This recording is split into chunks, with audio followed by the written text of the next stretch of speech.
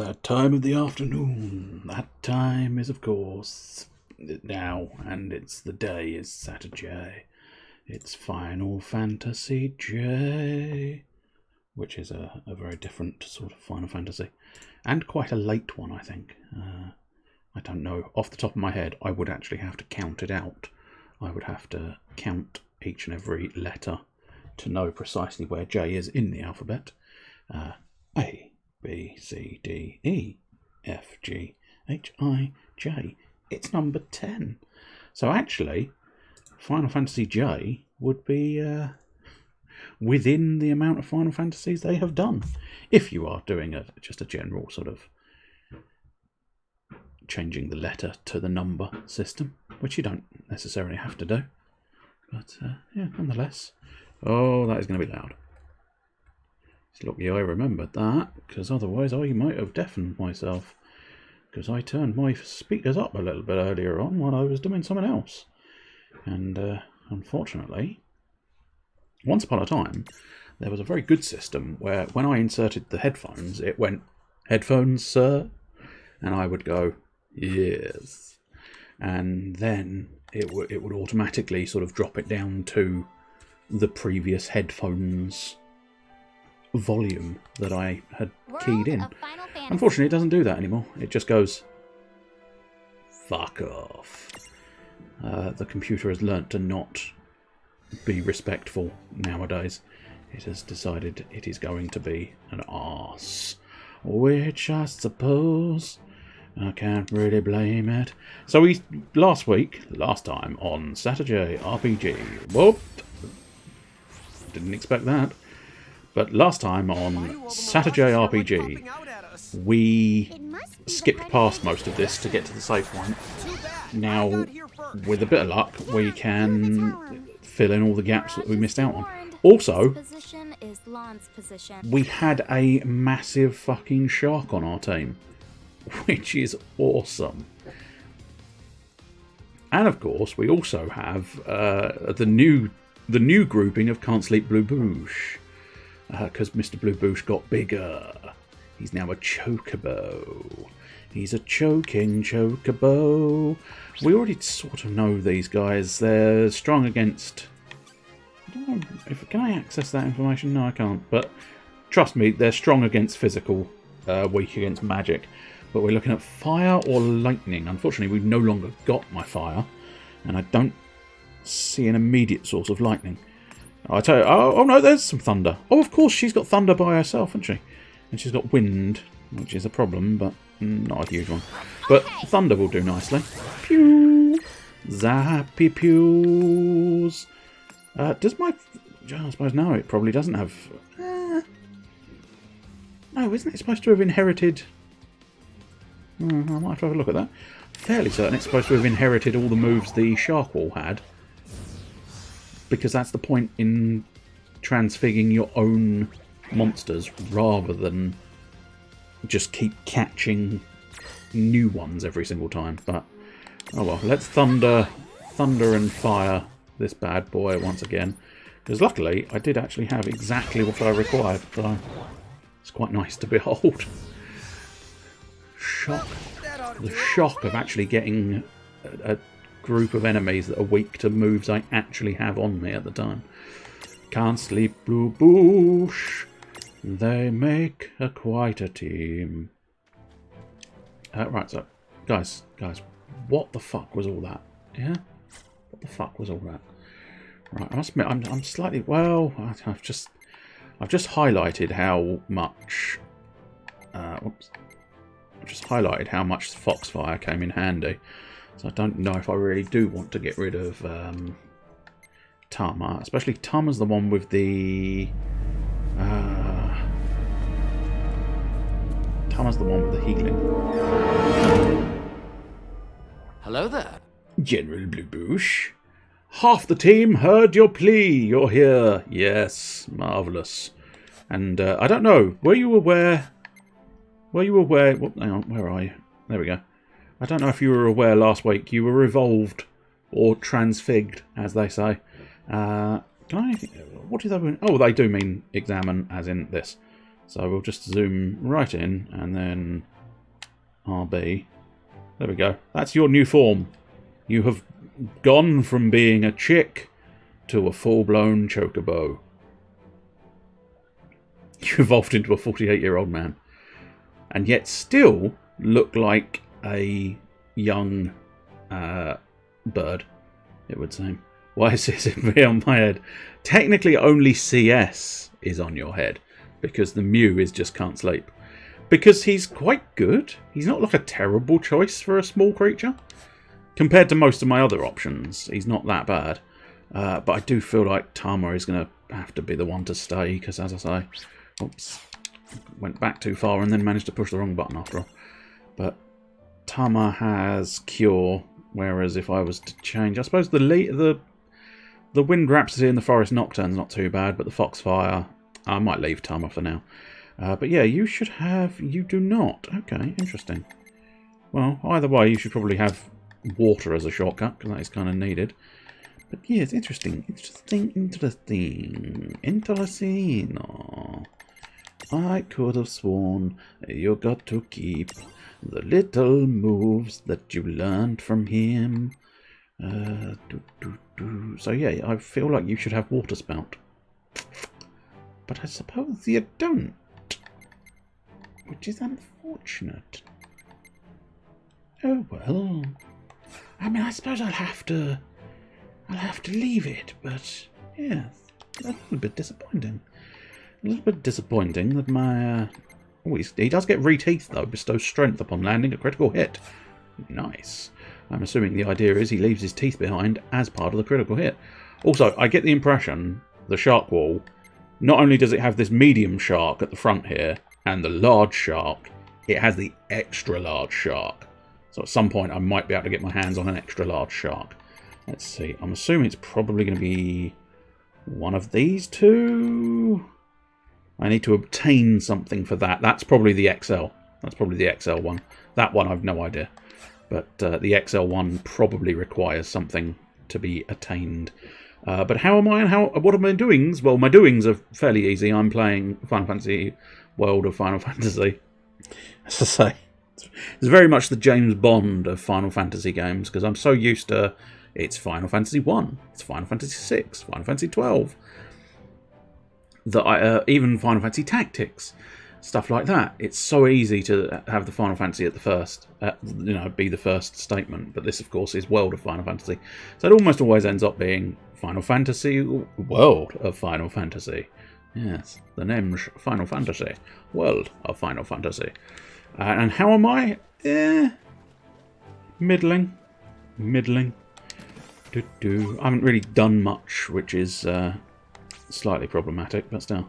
14, 25 or greater water resistance. Do you have water resistance? No. Do you have... Zapped, however, does have water resistance. Now I just need a heavy boy. Are you a heavy boy? No. Well, the baby behemoth is probably the heaviest. Yeah, baby behemoth is going to be the heavier option here. And then we need something supremely heavy at the bottom. Oh my. Unless... I don't know if I'm... intriguing. I'm not sure precisely how this is working. No, that is... I think I understand how this is working. And that suggests I don't think I'm getting up to the weight I need. No, I did. Superb. Oh no, I just... Yeah, okay, right, okay, I do understand what it's doing. I wasn't sure whether the information it was providing me was... I should have looked at the top sentence there. It actually says it there for me. Stacked stats. There we go. Why is Orko wearing a yellow hat? I don't know who Orko is, but I'm assuming by yellow hat you are referring to Zapped at the top here. That's the only thought I've got. And that is, yeah, his name is Zapped, and he is wearing a yellow hat. It's a mage's hat, because that's what mages wear. Whoops, no, don't do that. Activate the switch, thank you. He-Man's wizard friend. Ah. So I'm really not familiar with He-Man. I've never really watched He-Man. It wasn't really on my... I'm aware of He-Man, but it was never really on my radar of things to do. Oh, I see. I think it made a magical bath. Or it retracted the ocean. I'm genuinely not entirely sure what that switch did. But hopefully we'll figure something out. Now, I don't think I had... No, I didn't. I missed the Berserk, and I have no way of inflicting Berserk, unfortunately. So, oh, what are their resistances? Very poor against thunder. This is... giving rain thunder is turning out to be a pretty good decision. But I don't think fire they're indifferent to. Frostiness. But I don't think we've got any frostiness in this stack, so I think it's just attack. Just give it a whack, and then we'll probably change targets for the thunder. But yes, that hat is basically the Final Fantasy mage's hat. Whenever you see a black mage, or some variant of a black mage, you will find they are wearing a hat akin to that one, which is delightful. Especially Vivi, which is literally spelled V-I-V-I, V-V. Not entirely sure, like, I can't remember if they ever revealed it or not. But I don't know whether it's supposed to be... Because he was this is a slight spoilers for Final Fantasy IX, but he was meant to be sort of a cloned black mage. And most of them had numbers. So I don't know whether he was supposed to just be called Vivi, or whether they were doing something clever and he was actually supposed to be number 66. And I don't know whether they ever revealed that notion or not. I can't remember. But he might be sort of like number 66, or, you know, something else. Maybe just 5. He was supposed to be sort of V, and it's just sort of...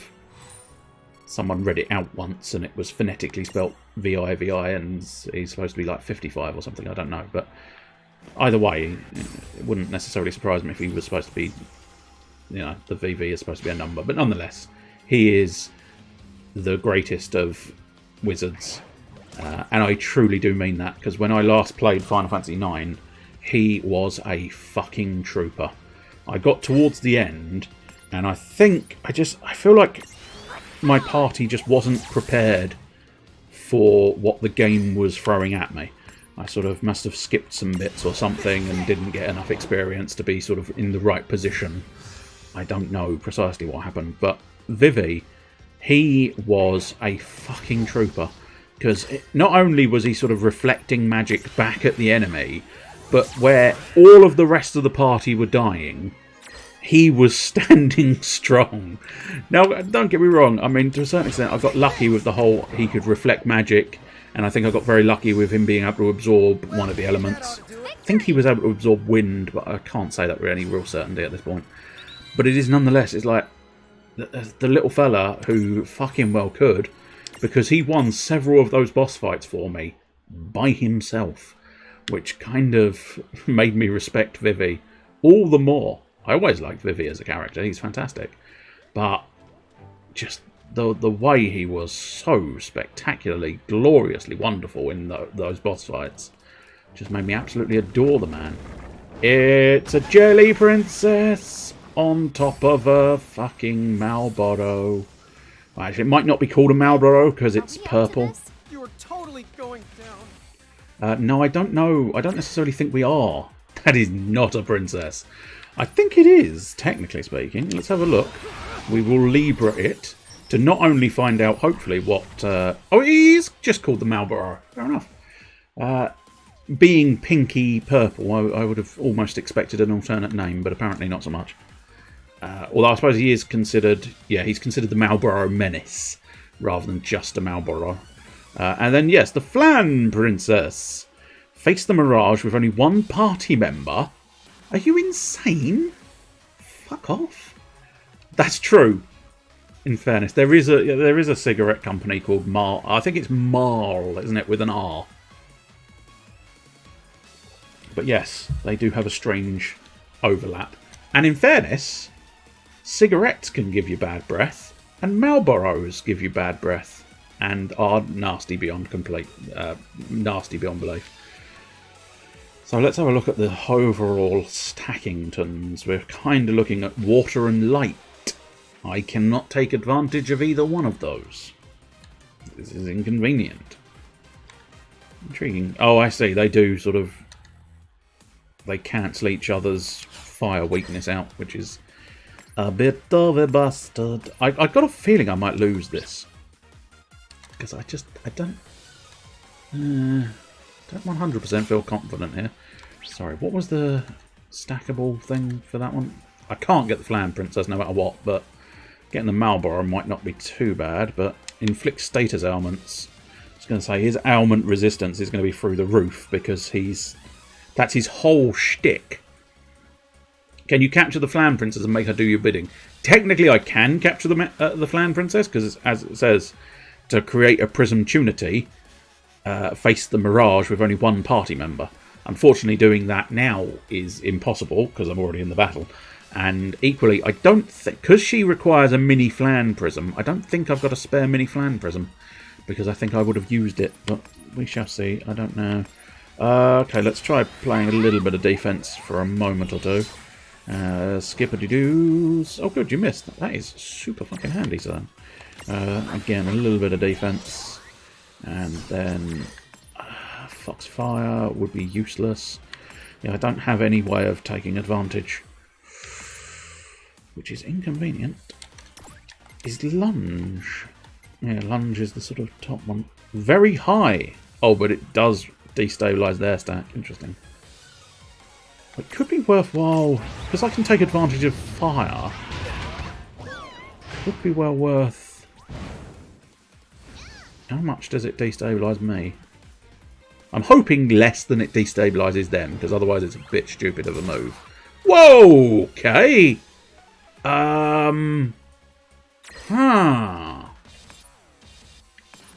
Maybe... there is no escape. Oh, excellent. Oh, excellent. Goodbye. We'll have to start this level again. Super. That's what we all wanted to see.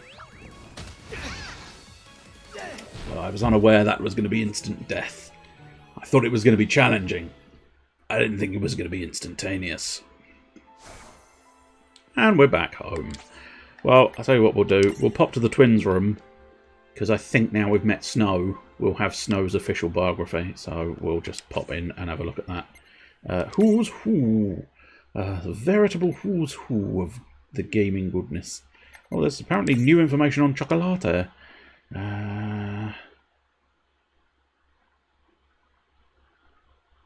Yeah, I think it must be this one. Hither and thither. A Choco gal with the habit of appearing in the most Choco of places at the most Choco of times. Has a whole bevy of different greetings for those who stop by her shop, only some of which make sense. It's all about attitude, and not the content. She's also an extremely special case who has managed to retain her identity as she moves from world to world. The real mystery, of course, is deciding who the real Chocolate is. The woman, or the Choco chick on her head. What do you mean it never crossed your mind? What's she wearing? She's wearing an extremely revealing Chocobo outfit. It's basically she's turned up at a Halloween party dressed as a Chocobo as a Halloween slutty outfit. So that's pretty much it. Charlotta's friend and ward. Charlotta discovered Refia one day collapsed and freezing in the snow. She took in and cared for the exiled girl, and they've been fast friends ever since. It may surprise you that the strong-willed, independent Refia could get along so well with the tough, no-nonsense Charlotta, but Refia is a good-natured and honest girl, so while she might not show it, Refia will never forget that she owes Charlotta her life. And Charlotta again. Here we go, I think it's the Grimorian Charlotta. Perhaps it's an unavoidable side effect of living as long as she has, but Charlotta tends to be distant and uninterested in the world around her. If she hadn't sensed the goodness in Refia's soul... There's a lot of Charlotta. Ah, dear. She might have just left the girl out to freeze. Still, once she decides someone is worth saving, that person is in good hands. Perhaps Charlotta has come to think of Refia as a daughter, but don't make the mistake of asking her. Can you imagine the thunder and the fury? You idiot, I'm too young to be a mother. And an angry Charlotta is a fearsome Charlotta indeed. If you're convinced Charlotta and the undead princess were made to mess with each other, you might just be right. As with many mediums and champions who had close ties in their original worlds, some force seems to draw Charlotta and the undead princess together, no matter what world they're in. That's the echoes of time. And here we go. We'll deal with Tifa and Rydia first. I feel like, yeah, we've done that one. So Tifa's dream. Tifa makes ends meet as a guide in Babel, but hopes to one day save up enough to open her own restaurant. She'd be in 7th heaven if she ever made it happen. I am 99% certain that is the bar she owns in Final Fantasy VII. It is called the 7th heaven. So she does make it, if you were wondering. Bad memories. Rydia has a paralysing fear of fire, brought on by the trauma she experienced when a calamity befell her home village of Mist. She lost her family that day, and even now sees the inferno that consumed them in every spark or flicker of flame. And try as she might, she has yet to overcome her phobia. She's a summoner researching the Crimson Prophecy, looks up to Yuna as a role model. So how old was Yuna meant to be in this? 17. So, mature and responsible for her age, though, I suppose, in fairness. And here he is, good old Snow. And they do actually show, if you look very carefully next to him, it's a frog version of Snow. Ribbity Rib Ribbit. Nice bandana, bro. Kind of an airhead, kind of a hothead. Always ready to fight for someone. And he's aged 21. It's older than I thought he would have been. Snow couldn't contain his curiosity when he saw a shiny golden toad. But when he tried to pick up the thing, blam! Toad cursed. The first thing he thought after being toadified wasn't how to turn himself back, but if he could deal with eating flies. Classic Snow. But I do like him. He is a lovable moron. It's about as polite a way as being able to put it. One of the Pleiad. Nether Nebula Guardian. Queen of Ice. One eye not like the other. Can you actually see that? No. Because I can't rotate the character. Doesn't keep her cool as well as you'd think. As you may have figured out, this Shiva that specialises in making bridges is the one that hangs with Snow. That's not to say this Shiva is incapable of making a bridge, and in fact Charlotta managed to taunt her into it, but she certainly isn't about to go out of her way to do any extra work. It's the original Shiva from Final Fantasy III. And then Leviathan!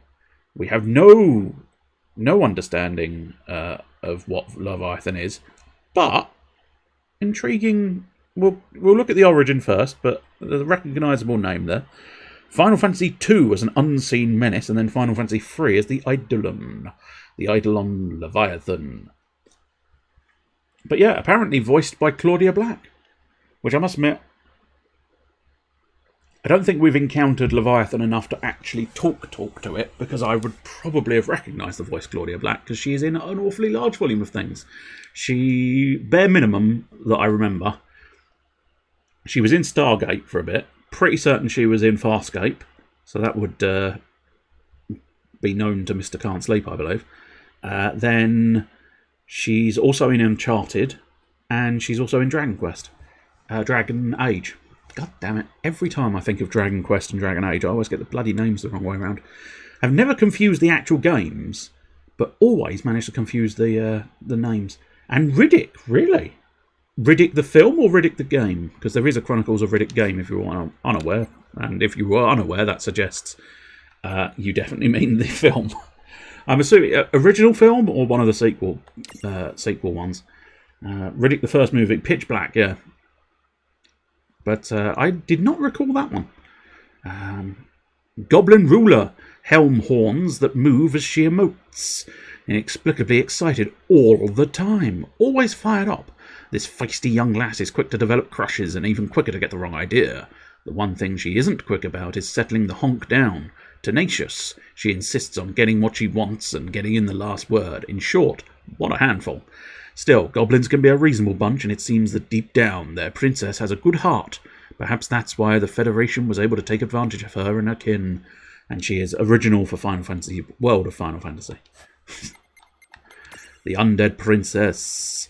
Interestingly enough, Final Fantasy Crystal Chronicles Echoes of Time. So they did reference their rivalry from when they were in their original game.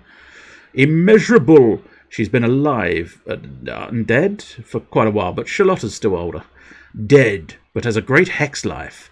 Down to earth when she drops the spooky act. Not especially princess-like. Not the undead you expected. Who were you hoping for? Lich? Some people just say lich. I think it's supposed to have a certain level of... Not quite as much as I put in it, but it's meant to be lich with a sort of accented lich. But I don't know for certain. Oh, sure, he's been the death of the Final Fantasy party since the series' beginnings, but sorry, you won't get a chance to put him back in the ground on this adventure. Still, you might have heard his name come up in conversation, right? That means he's in Grimoire somewhere. Shiva Ixion. A type of Shiva travels with snow. It is slightly weird, of course, that they don't really... I suppose arguably maybe they're going to have the second one in there as well. But there is technically, in Final Fantasy 13, it is the Shiva sisters that Snow has, and the two of them together form the motorbike. But the fact that she's got two wheels on her almost suggests they have sort of redesigned it so that it is just the one of the two sisters. But that's not hugely important. Do we actually have... No, we still don't know any minigames, that's fine. I'm assuming I'll know a minigame when I encounter a minigame, but... Silver Park, I think might be one? Possibly... Yes, it is. Marvellous. Well, we'll give it a save, and then basically get back out there. We should be able to travel straight back to where I was. Just make sure I don't go down that path and try and go against the bloody princess thing again. The Flan Princess... The windswept mire, are you sure? I suppose, yeah, mire is a swamp, isn't it? Which is where we are. Just looked, I suppose arguably there is quite a bit of sand here, but it looked a lot more sandy. Oh, that's not... Oh, I see. We've started right at the beginning where the door is. Okay, that's fine. Oh, that's a switch it's registered there. Right. Okay. No, this isn't so bad. Shouldn't take me too long to get back to where I was, mixed with the fact that it does allow me to go slow and explore all the different areas here that I didn't last week when I skipped past. Anyway, we established what I was doing, and I'll give you a bit more background this morning. What was I doing this morning? I don't know. Oh, I was playing a game. Of course I was. What were you doing? What were you doing in the afternoon before? Knuckling down and playing a bit of Final Fantasy, World of Final Fantasy. Oh yeah, what was I doing this afternoon? I was playing another game. So, can we just clarify? Have you spent the entire day playing games? Yes, essentially I have. I was playing Is, and it's spelt YS, but it is pronounced Is. Is 9. Monstrum Nox, which is proving an exceptional game. Absolutely exceptional. Absolutely love that one. It's got such a beautiful style about it, because it takes sort of a gothic-y style to it, making it quite interesting and unique and delightful. And the fact that you can sort of traverse up buildings and up and down and glide through areas for an RPG of its nature, and it's very unique and interesting, and I quite like it. But outside of that, I've done very, very little today, I don't think. No. I suppose I did some research as well. I did about 10 minutes worth of research, to which the conclusion was, or at least I think so, I don't know for absolute certain, the tentative calculations, you might know this because you've experienced that by you, just in case there's anybody else here. I don't think there is, but by you I do mean Blue Boosh. You, Blue Boosh, would possibly know this off the top of your head because you've been doing miniatures for some time, I believe. Wasn't quite as intended to just be like, you're old, as it came out to be, but nonetheless, you have done miniatures longer than I've been doing miniatures, which is not saying that much, because I have not been doing miniatures that long. But nonetheless, what I was sort of looking into was the scale of miniatures. And so I was sort of like, okay, so these are 32 millimeters, right? And what I didn't realise was, it seems, from, as I say, from a sort of tentative calculation, it seems like 32 millimeter scale is actually, you take the real world value and divide it by 32, which is not what I thought 32 millimeter miniature scale was, because a lot of the bases are sort of close to 32 millimeter. So yeah, that was an interesting revelation. That it's like, oh, I see. Apparently, if you divide, you know, I was working exclusively on sort of She-Hulk's scale, and if you divide her canonical height of 6'7", I believe, apparently, that was just a googling. I was just googling She-Hulk, as you do, and it looks like, you know, her canonical height is 6'7", which is 2006 millimeters. You then divide 2006 millimeters by 32, and I believe it came out at approximately 62-ish, 60-ish millimeters, which is exactly how high she is on the base. Well, not exactly, give or take, but still. I've checked MCP mini heights since I go. Wolverine is really that short, and oh, is Hawkeye really that tall? I don't know. Wolverine is definitely considered short. He is definitely considered like the pint house or pint pot. No, that's not what I'm after. Half pint. That's the one I'm after. He is a tiny man. He's a tiny man full of fury. As many a tiny man is. It seems size of human is directly correlated to rage deep inside. Storm is tall too. Again, I wouldn't know it's her canonical height, but certainly taller than Wolverine, I suspect, because again, he's like 3 foot nothing. How is Lady Hulk?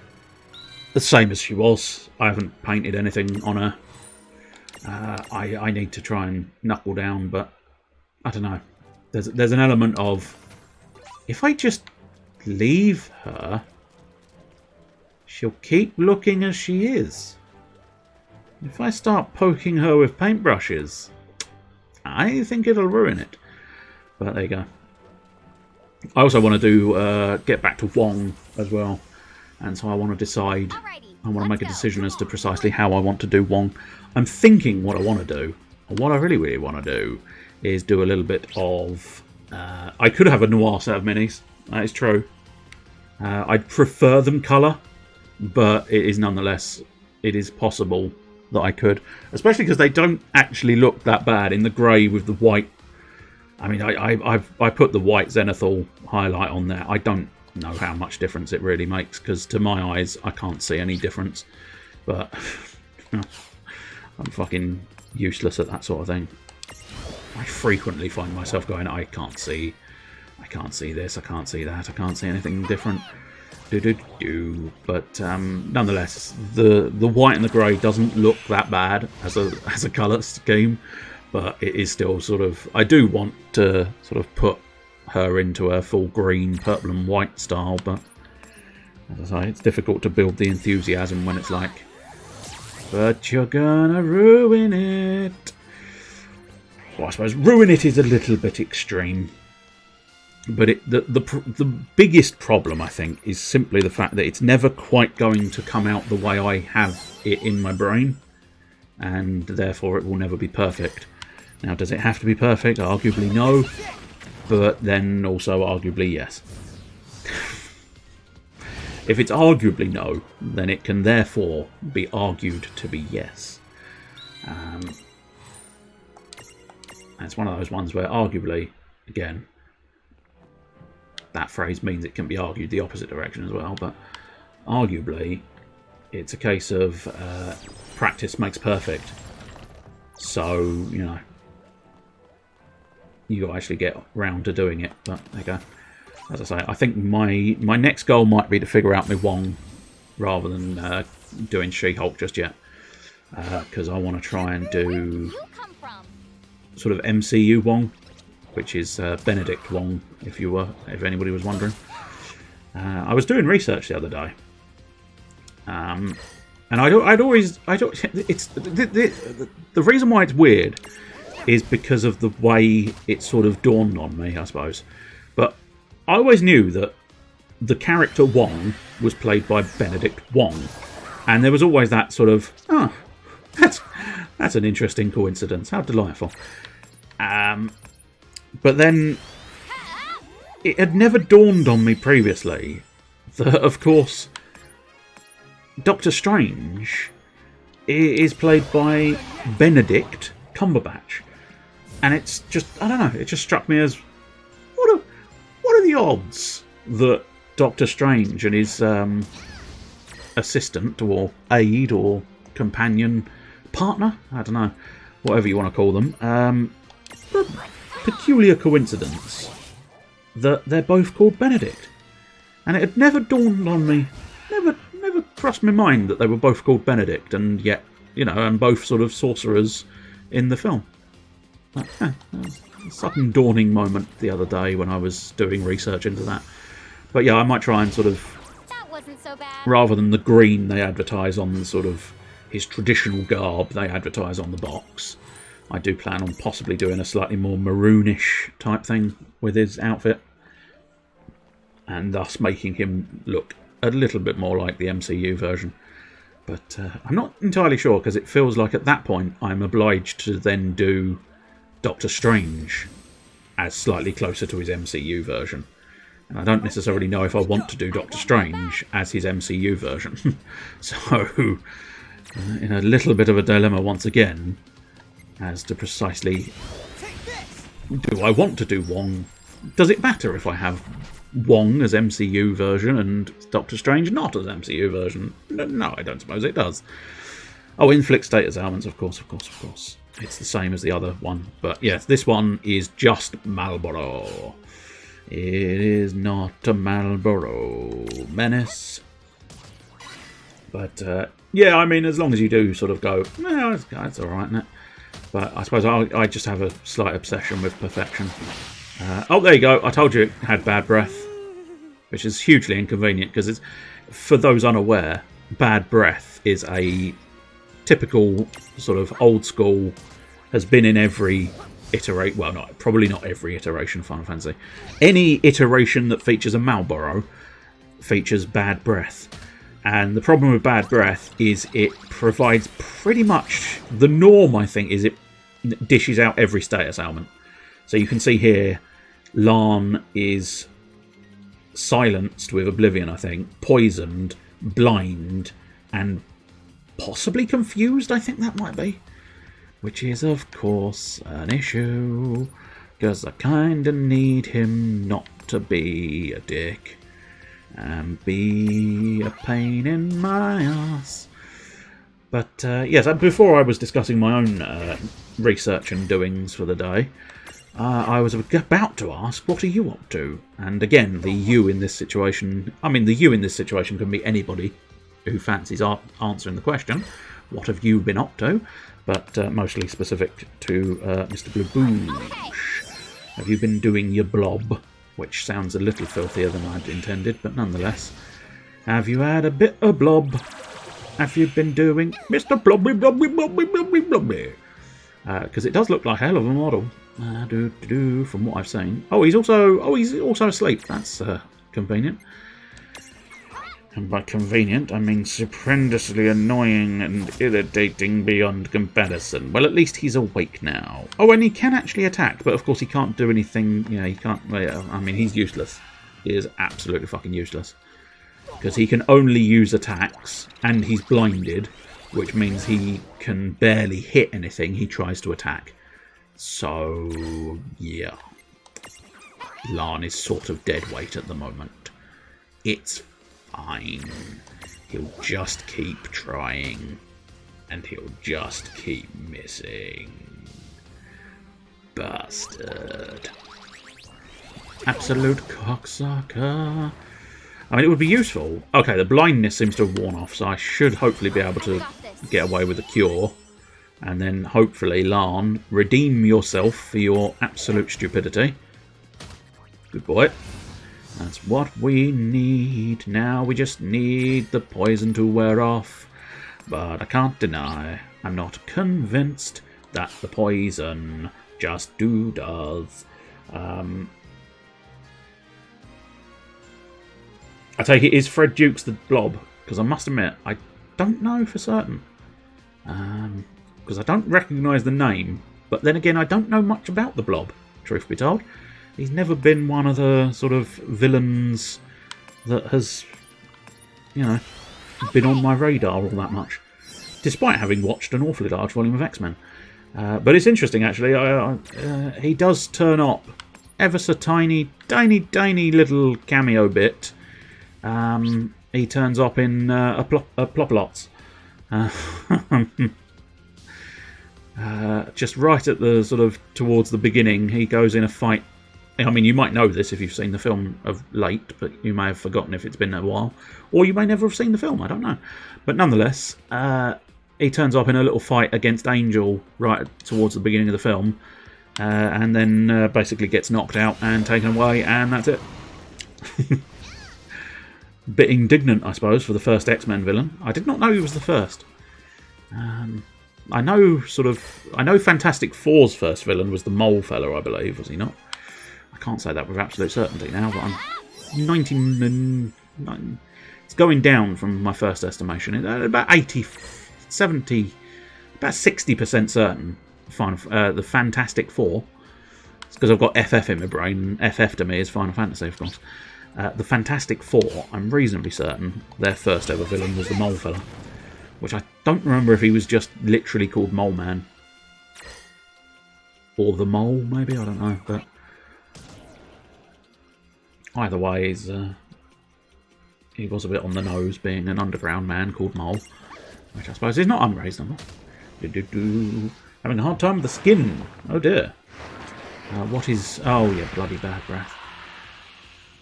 What feels like it's going wrong with the skin, out of interest? I'm curious what you feel is sort of gone not to plan with the skin. What do we need? We need, ideally... Oh, sleep! Okay. Sleep. We might be able to do sleep. Sleep, sleep, sleep. Sleepy, sleepy, sleepy. Sleepy, sleepy. Do we have sleepy? We don't have sleepy. What else would be tolerable? Slow would actually be tolerable, it seems. So let's try the spider silk and get it to go slow. It slowed. Now we have to hope for an imprism so we can get... Ah, darn. So we can get the signature monster, the Marlboro. I must admit, why can't you imprison things, you absolute bellend? Bellendus Maximus. I suppose I know why it's classified as a special ability. And special abilities are offline at the moment, but it is still frustrating. Imprison! Yeah, go! Do bollocks again. Bollocks again, like we did last summer. We bollocksed then. Oh, bad breath. Not Lan. Not Lan. Oh, you Billy bullshitter. I think he's managed to evade the... Oh, but he is confused. So he's hitting his own teammate. Excellent. This couldn't be going better. Fuck you, game. Fuck you. Fuck you, game. I don't know what I want to do. Let's unstack and then get my Mew to attack. We'll have to do it through classic mode because I can't attack myself. So just a little tap. There you go, good lad. That is the reason why I unstacked. Because I knew that an individual member of my team wouldn't kill the stack. However, a stacked volume would probably have done a fair chunk of change. It probably wouldn't have killed the stack, but it would have still done a lot more damage. Whereas unstacking and just having Mew give a little love tap was a perfect perfect way of unconfusing him without killing him. We've got more imprisons available, but I still wonder if I need to just knock that health bar down a little bit more, because it's just not having it. It does not want to go. It does not want to be inside my bloody prison. And I don't know how long this imprisoning chance will last. About that long. Bollocks. Hairy bollocks. Just forcing their way into your face and life. Flash bomb. How did it feel on blindness? Whoops, that's not the button I was looking for. That's the button I was looking for. Blindness, it resists. I think the question mark I don't think is confusion, despite the question mark suggesting confusion. I don't have what I need. I think I'm going to have to leave it. Just kill the bastard. Why did you have to be a dick? Nobody knows. You've wasted most of my health bar, and you are still being a dick. You're not letting me have this. I don't know why you didn't just let me have this. So let's try a subdue. I'm not quite ready to throw in the towel even just yet. Might be easy to unstack and restack just to make sure they don't lose the stack themselves. Let's go find subdue. Clip it again. And now let's restack on my friends and do a little cura. That's what we need. Whee! Right, and let's try... Sometimes inflicts blindness. It did inflict blindness.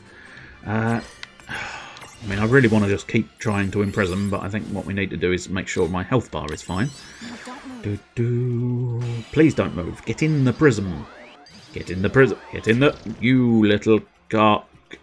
You are the worst sort of bastard.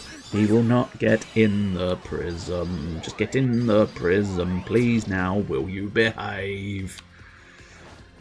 The answer is no. No, he will not behave.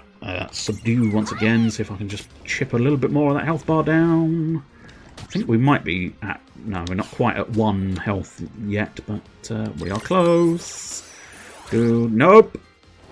I'm going to start using the turbo button. I don't often use the turbo button, but it's pushed me to it with its nonsense lack of imprisoning. Come on, you utter bastard. Stop hitting me like that, please.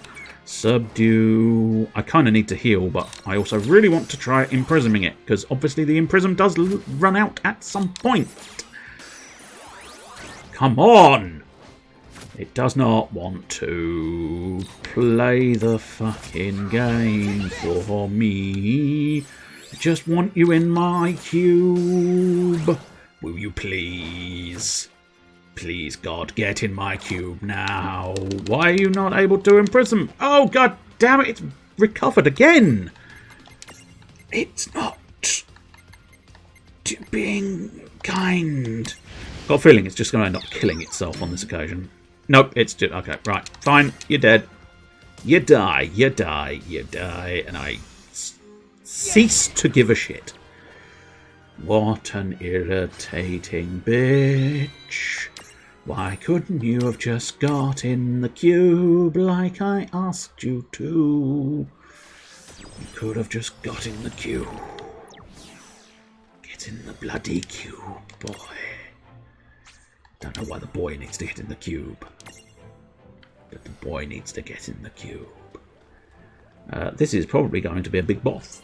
Okay, today you're gonna wish you never started jiggling. Nope, it's going to continue jiggling. It's big. Huge. Snow, which part of this thing is the butt? Oh, it's all butt. What a sentence. Oh, it's all but. This mountain is so majestic and jiggly! You It is do doing quite a realize jiggle. We're not fighting a mountain. Neither eyes! It's so shiny. I've got this. Is it considered a golden flan or something then? Oh, it is actually considered a golden flan. Good lord. I want it. Catch it. I'm afraid I cannot. It is unimprisonable. It is also weak to all elements, but completely immune to status ailments. Well, the fact that it's weak to all elements, I can work with that. Although, having said that, I'm going to run out of sort of abilities quite quickly. I suppose, yeah, we'll try Foxfire first. I'm afraid you can't have it. I'll probably unlock the item that may allow me to evolve into it at some point. But then again, I just don't like the slime monsters that much. So I think Thunder is probably your best bet. Zap. Now, if I was a smart man, I would have paid more attention to precisely what Foxfire did. But unfortunately, I did not. Bloop. Oh, god damn it. Was it because of Blue Goo? Did we have one? Oh, yeah, it was the goo. Yeah, it was the goo from Dragon Quest, of course.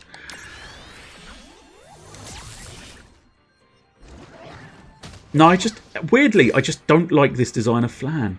It's just not, it's not wowed me.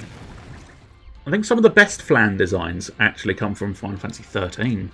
Well, having said that, that might just be because Final Fantasy 13 was the latest iteration I've played, but I do like the design they've got in Final Fantasy 13. Right, okay, water is doing 1,000, approximately 1,000, okay. I don't think it's going to make much difference, though, because it is now flagging, so me deciding which move is the more effective is not going to be that useful at this point in time. Foxfire. Foxfire is doing about 1,200, so Foxfire, slightly more expensive, but doing slightly more damage, which is not unreasonable. It's not unreasonable to be loved by it. And it's dead. Well, that was possibly... Nope, it's dead. I was going to say possibly still alive, but no, it's dead. It's dead and buried. Well, that was an anticlimactic battle. Yeah, it really was. It was just zap it, twat it, zap it, twat it, zap it, twat it, done. Yeah, I don't feel like we actually really beat it. I know. It's like we're right back to square one. Except nothing about that thing was square. I guess we just didn't kick it hard enough. Snow, what exactly do you have against it again? If I don't keep it in line, it just grows and grows. Once it used to be way, way bigger than this. Attacked my village. Did some serious damage. I found that a nice periodic butt kicking is the best way to keep the big jiggle in check. Sounds like a big nuisance to me. Well, thanks to you, I was able to smack it around a lot more than usual today. It won't be attacking towns for a while. Anyway, it looks like the swamp up ahead should be nice and dry now. I think you're good. Okay.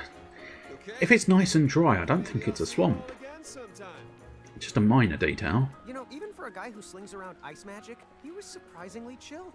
Yeah, I'll say. It's Onibushu with a You ready to kiss this man's person face on a turkey? I hope that the rest is the easy I going. don't understand. This is unusual. Snow's Champion Medal! Snow's Champion Jewel! And new wares available at the Chocolate Mart. But, welcome, Mr. Onibushu. Welcome. We'll try and ignore the crazy, weird face of turkey. The man-faced turkey. Hello. I am the man-faced turkey. And I am here to introduce Thanksgiving. 3 hours to the game. Ooh. I'm assuming by the... I don't think the emote actually came up, but nonetheless. Phil's anxiety, man. Is it a big game, then? Is it the big game? Big game! We got this. Is it an important one? Is it one that makes you go, ooh, I need it? Because I don't understand that. Truth be told, I don't get that with sport, unfortunately. It does not make me go, ooh, I like it, I must watch it. Sort of generally makes me go, right, so they're running around with a ball. Okay. You enjoy that, guys. You enjoy that. Well, having said that, I once upon a time played golf, so that's just as bad, really. Especially to watch. You don't want to be watching golf. Playing golf's not too bad, because it's like, you know, just mooch around a field whilst having a chat. But watching golf, I couldn't see the appeal of golf as a viewer's sport. But as I say, I don't necessarily see the appeal at all. The one I mentioned last time, 12-0 now. Oh, of course. I was confused then. I thought that was the one that was on, or rather, I thought it was on at that time. Oh well, that's all right then. That. And a spot in the 4-team playoff. Shall we just? I think we'll just attack it because I think 2 attacks should work. I haven't said that. Might need more, but nope, we do need more. That's fine. It's flagging now, so that's fine. As I say, they've got, because they're jiggly flans, they very much have a resistance to physical attacks. I believe that is consistent throughout every appearance in Final Fantasy. They are always resistant to physical attacks because they are your sort of magic user's responsibility, essentially. I do remember that they're introduced in Final Fantasy X, and that's where you have to use Lulu, the Black Mage Lulu. Let's begin. Disappointing, she doesn't wear the hat. She should probably wear the hat. But then again, I suppose, you know, she's got other assets that distract from her lack of hat. I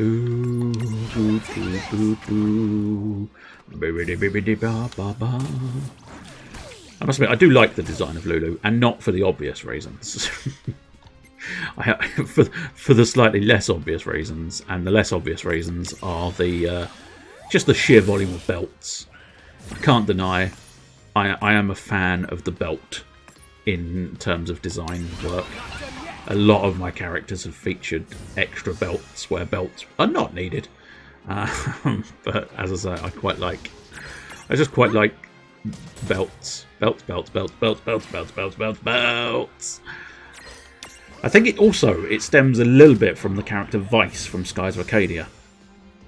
Because if memory serves, I don't know quite how far down his arms the sleeves go, but essentially his outfit, he's got sort of like a shirt part, and that shirt kind of goes down to essentially maybe about sort of midway down the upper arm. Sort of essentially like a normal, regular sort of short-sleeved shirt you would think of, I think. And then you've got like a group of belts there as a gap, and then the rest of the sleeve comes on and down the rest of the arm. And I love that design as well. And I liked it. I think it is slightly ridiculed, which yeah, fair dues. Oh shit! I don't have snow. Oh snow! You bellend! You bellendus Maximus! Get back here and freeze my path! Absolute arse clown. Wanky diddles. Let's have a Moogle. Well, maybe. Hang on. That's can't sleep. That's zapped. I wouldn't say no to zapped. Yeah, go on. Fuck it. Have zapped. Assuming zapped. Do you know the move I need you to know? Let's check in prisms first. That's not going to help me know whether he's got the move I need. I'd like to just point out. I am aware of that. I just wanted to get the exclamation marks off. Here we go. So arguably you have Stroll.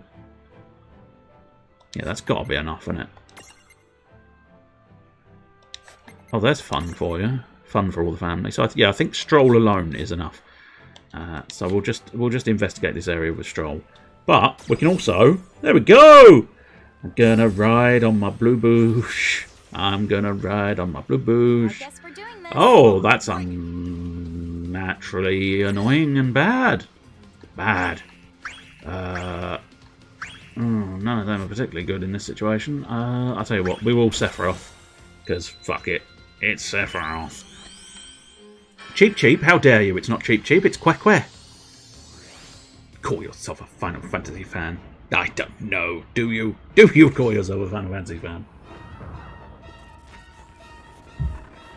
But, You might not, in fairness. I know you've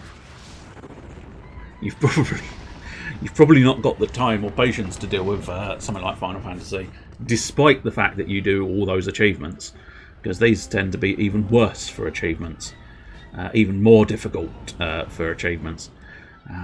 Not a huge one, at least. That's fair. Oh, that was the strength buff, I think. That's fine. So what do... fire. Fire? Fire!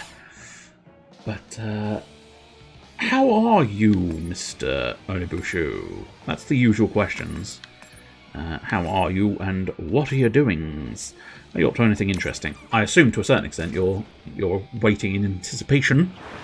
Ah, you bastard. Not regarding your... not regarding your waiting.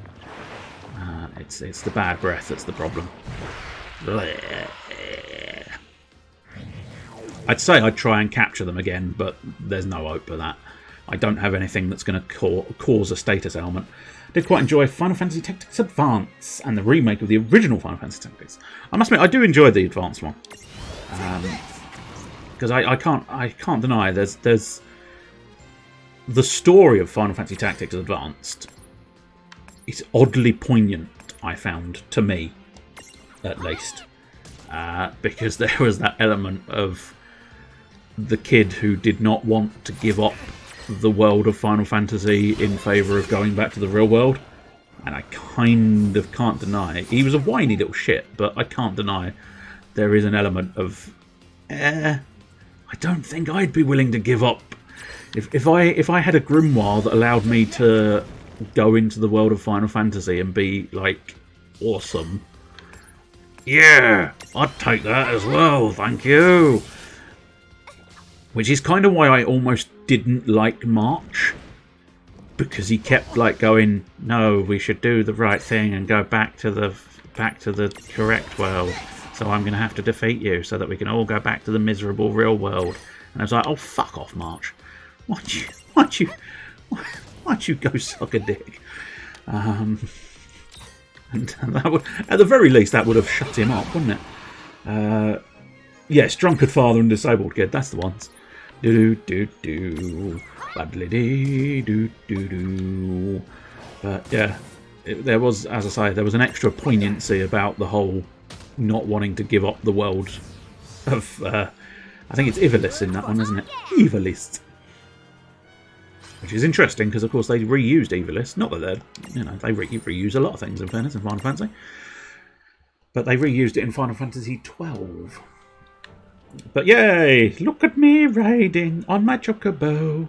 That's the only slight issue, of course. Because it's not registering as an official chocobo ride. There's no chocobo theme. Which is disappointing. Also, I can turn it into a giant claw. Oh, I can't ride my shark. Oh. How disappointing. And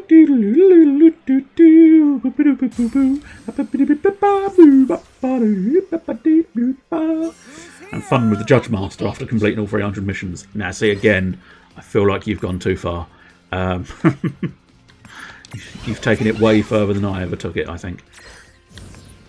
I fear I am sort of just a story scrub when it comes to video games. Every now and again I get caught into a sort of, I really want to do more. I think I've relayed this sort of example previously, but there was the remake of Final Fantasy VII I found to be so very enjoyable that I actually went, do you know what? I'm going to give this a go in hard mode. Yeah. Which was immediately, not like, what I usually do is just sort of filter off and, do something else and then go back to it perhaps. But on this occasion I actually went, no, I'm going to replay it on hard mode immediately. I regretted the decision quite early doors. But, well, I say that, about halfway through when you face off against the house, that was when I regretted the decision. Because the house is a nightmare to try and beat. It was a nightmare to try and beat in normal mode, let alone hard mode. Where all, you're restricted by a load of other things. But there is more story when you start doing his missions. Oh my! I'll have to go and replay that at some point then. Perhaps try and get in there. Unless I did do them and I just don't remember doing them, I don't know. That's always possible. If there was an indication that extra missions would be story mode, then I would probably at least have a go of them. Whether I could make it through those, because it sounds like they might be bonus missions that are perhaps quite difficult, but still. There's a little backstory, ask for help. Bad stuff happening to you. Thanks for the uplifting bit of trivia. Wait! I can hear some activity over that other way. I think we're not far from a place to the Ooh, right. it's a caravan. Let's go take the 5 over there. Yes, I suppose we might as well explore this. I wonder if there's going to be anything really interesting here. There is a woman over there. So that's interesting, to some degree at least. But yeah, we'll talk to her and get a sub-quest. Hello, is it me you're looking for? There, giant pear. Technically it's only one giant and one little fella. I've got a problem, so lend me a hitty hand. Whoa, holdy uppy, rubber ducky. I'm not gonna bite. I'm just a merchant with a bitty bit of a ubiquitous streak. Also a weird way I of need some talking. of Please these leave. fillings so I can make some nice Please leave me accessories. alone. What do you say, Ray? Wanna helpity delpity Another out? interception from Oklahoma Street. Get involved. That seems... I think they've gotten it wrong, haven't they? They're playing in the wrong place. Hooty, hooty, Aren't they hoo. supposed to be I'm so giddy glad I asked you for help. in a stadium, not just in the middle of the street? Easy to do everything. Good luckity duckity with the searchity. Oh, can you stop talking now? Luckily, the answer is... Yeah, oh no, he's got another fucking quest. Yeah, hooty hoo. I'm so giddy glad I asked you for help. We merchants are too busy chasey to do everything. Good luckity duckity with the searchity search. Oh, I see, I don't have... Oh no! I don't have the wings I need for him, which means he's going to have to be interacted with again. Oh, I don't want to. Don't make me talk to that man again. Oh, he was horrendous. I don't want to discuss his luckity duckity.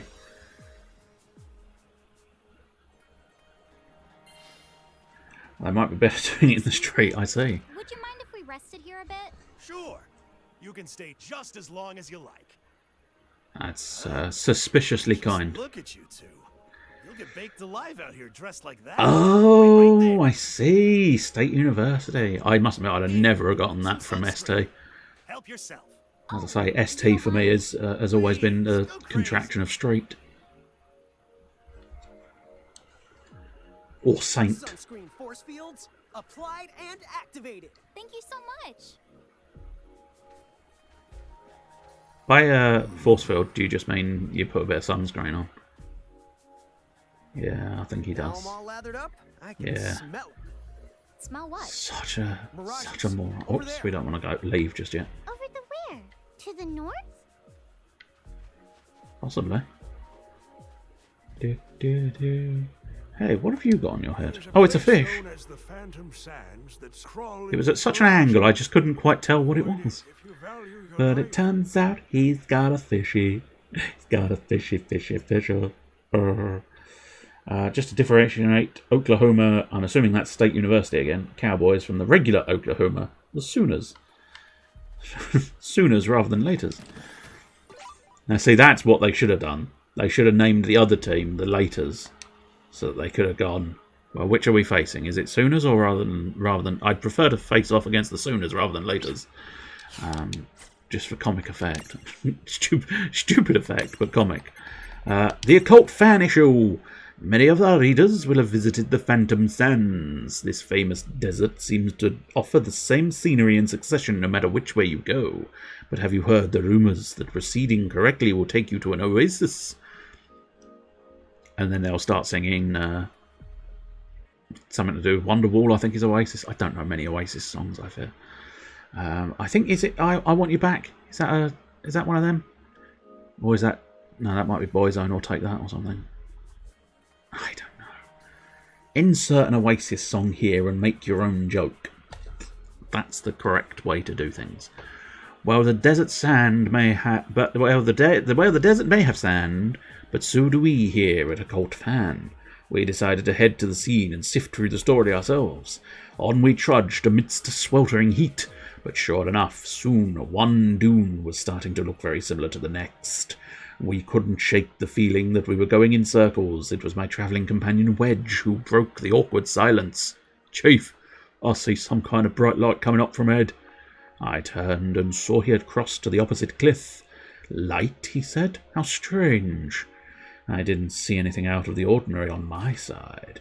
The sharp rock faces around me blocked out the sun, but Wedge insisted he could see something.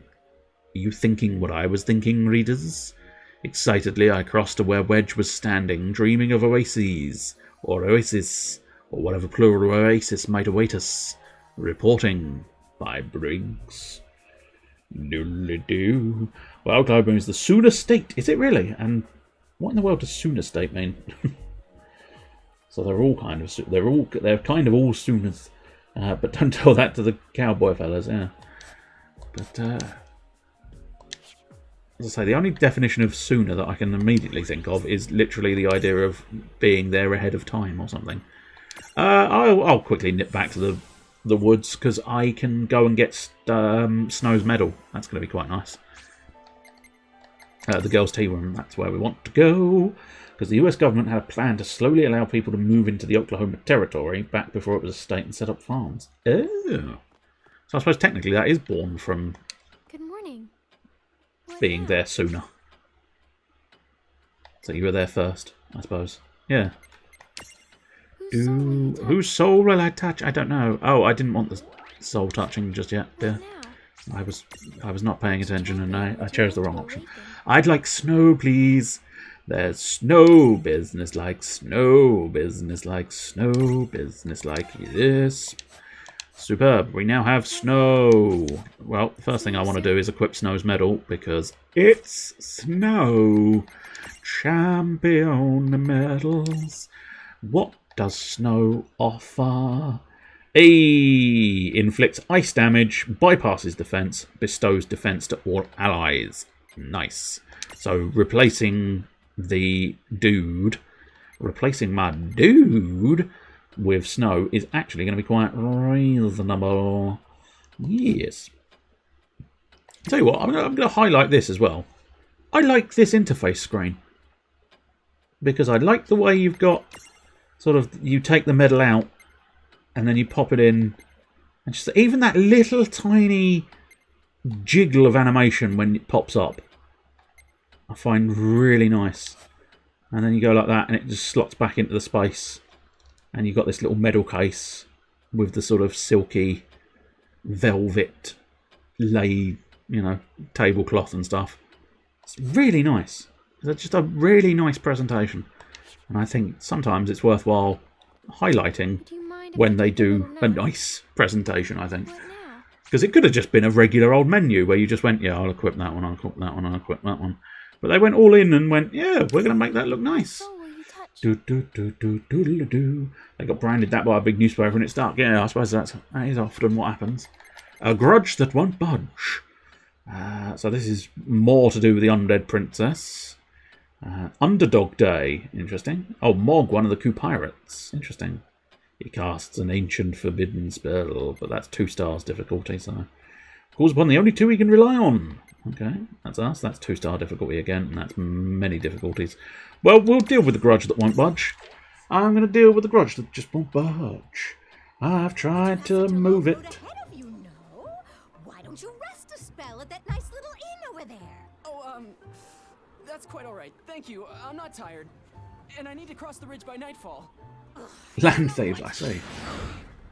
That is perhaps a little unfair, but I mean, in fairness, everybody's a land thief at some point, I suspect. Now I've really gone and zombified. In terms of a people, not literally every single person is a land thief. I mean, Right? Hey, any luck drawing in customers? Oh, milady, hello! I was just about to take this gentleman here to the Solace. Huh? What's the matter with him? Looks like he's already got one foot in the grave. I'll bet you he's just hungry, right? You'd better take him back to the inn, on the double. Okay. Refia, get this young man set up with the meal. Undead Princess and I are gonna check out that lead. Sure. Good luck, and watch each other's backs out there.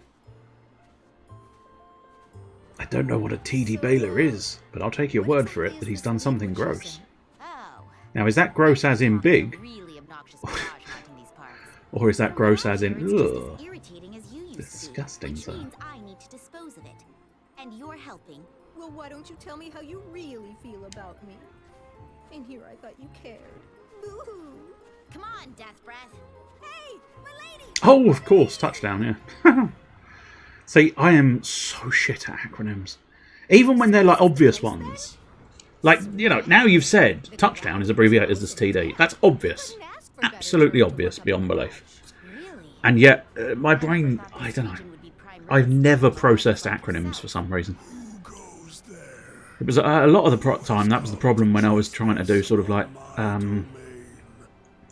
all the sort of fancy techie courses I used to do. You know, university-based stuff and those bits. It was just like, I don't know what any of these bloody acronyms are. Could we stop using acronyms for a bit? Could we just, you know, name the thing? But still. And gross is, I want the other team to win. Ah, I see. That is not convenient. Right, so I can't capture them, which is almost a shame, because metallic skulls are quite good looking. They're basically my death skull, but in red, which is not too bad. Wind. Can't really do much wind at the moment, I don't think. Although, actually, no, that's going to work out quite well. I can channel wind, I believe. Here's one gill. Yeah, we'll go Foxfire, and I believe Rain can channel wind. I might be wrong, but I'm fairly certain she was channeling wind previously. I'm not sure which of the creatures gives her wind. I think it might be the Chocobo that gives her wind. Because of the whole, it's a flying creature. But I might be mistaken. But it's worked out quite convenient again that I've changed that up to be exactly the right element. So we've lucked out and gotten sort of quids in here. I mean, in fairness, we do cover quite a... I mean, I don't know. How many elements do I cover? The only ones I can immediately think of are 3 elements that I can cover. So you've got thunder and wind for her. So actually it's 4. Thunder and wind for Rain's side, and then fire and water for Lan's side. But yeah, it's quite nice to be able to cover that many elements out of how many... Oh, so I cover half of the element spectrum, which... it's not bad. I could do with trying to perhaps spread myself out a little bit more, but the problem here's one of the problems, of course. If you spread yourself too thin, you're not going to be able to get up to the better spells and take advantage of the elemental weaknesses even more. You'll end up just continually sort of having a slightly lackluster, lesser spells available to you. But then again, if you do spread it, you might be able to cover more weaknesses and therefore possibly do more damage anyway. So I don't know. Plus, I don't know if sort of 6 characters is enough to cover every single element. You would put forth an argument actually that no, without some extra fiddling with Rain and Lan's personal abilities, 6 characters is highly unlikely to be enough to cover 8 elements, because 9 times out of 10, I'm using a lot of numbers, I apologise if there's confusion, but a lot of the time you're going to find that most creatures only have a single element attached to them. At least they had the good sense to disappear in the end. Yeah, sure did. So why is it you can't find the grace to just fizzle out? What?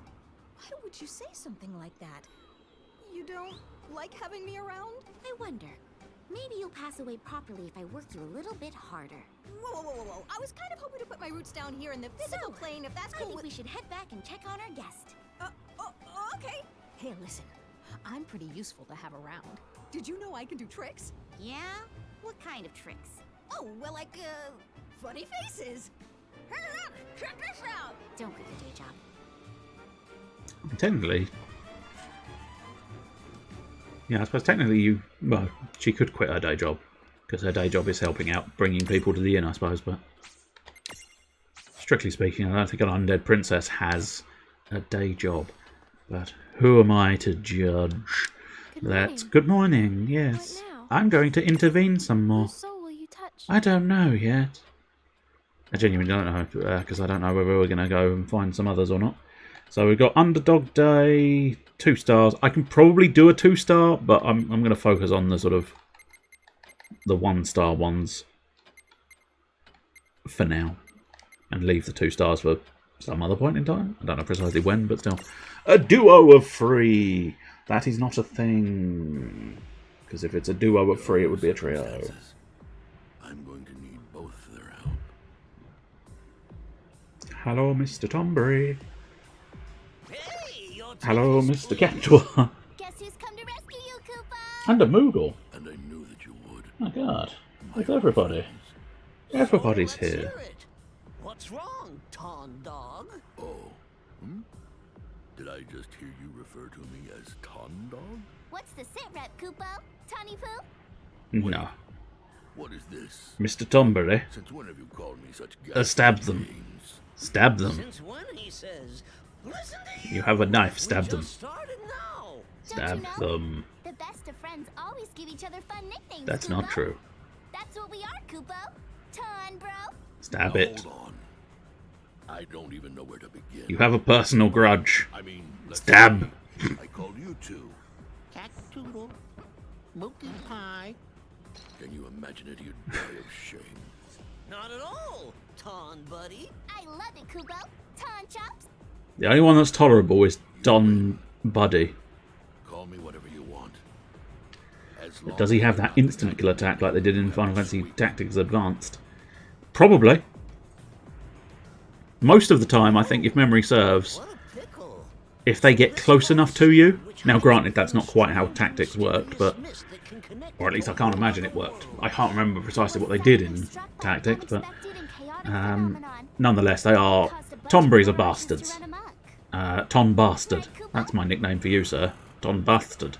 Thank you for the Because they are a nightmare to deal with.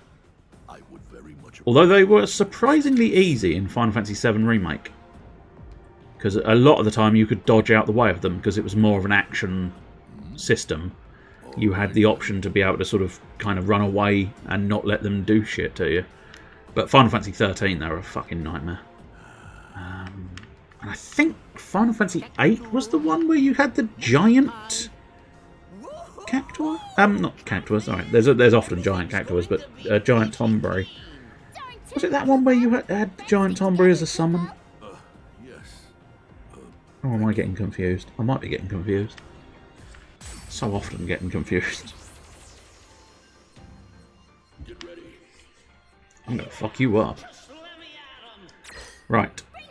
I don't think these are particularly difficult enemies, are they? Yeah, there's a white knack, a goblin guard, and a black knack. I don't think we need to worry about doing anything particularly fanciful here. I think just twat it. Oh, cover! Oh, very good. But now you're dead, so who wins in the long run? I win in the long run. Do you know what? I'm going to use a champion just for the sake of using a champion. It's Sovereign Fist, which was his ultimate maneuver in Final Fantasy 13. So it'll be intriguing to know precisely how it adjusts for it. But he comes in on the motorbike, which is nice. But yeah, it seems they've shrunk it down to one sister is exclusively the motorbike, which I don't know. I'm not overly keen on the fact that they did that. Are you hitting everybody? Shit, no, I think he might be hitting everybody. That's quite good. And yeah, I mean, it's pretty much man comes in with fist and punches things. It is actually slightly... It's a combination of that Sovereign Fist maneuver and his summon, you know, his Shiva summon ability, I think, essentially. It's nice. I like it. It also hits everybody, which I like as well. But it does make me think maybe it was a 2-star requirement that I hadn't paid attention to. Especially since I have a new fight on my hands, which means we could be in trouble here. No, it's not. It is a 1-star. It's a 1-star that hits everybody. I love you, Snow. I love you. Whoa, we just insta-killed that bad boy. And that white knack. He's not found the knack to living longer than 2 seconds. Ooh, 666. Just did the number of the devil. And I'm gonna beat that devil out of you. You know? That's a Bob Ross thing, isn't it? Where he's slapping his brush against the side of the desk, going, "You want to slap the devil out of it?" Or at least I don't know. Maybe, I feel it's one of those quotes that makes me think, did he, or was that a Mickey take that's just become a sort of a thing that has happened? And it's like, oh my god, what are you talking about? But yeah, I'm fairly certain he does at one point. He gives the brush a real good slap in and just goes, "You want to beat the devil out of it?" But still, it was technically Masterberry. Of course, variant of Tomberry that usually spawned alongside them. I don't know if Masterberries are in this. They might be.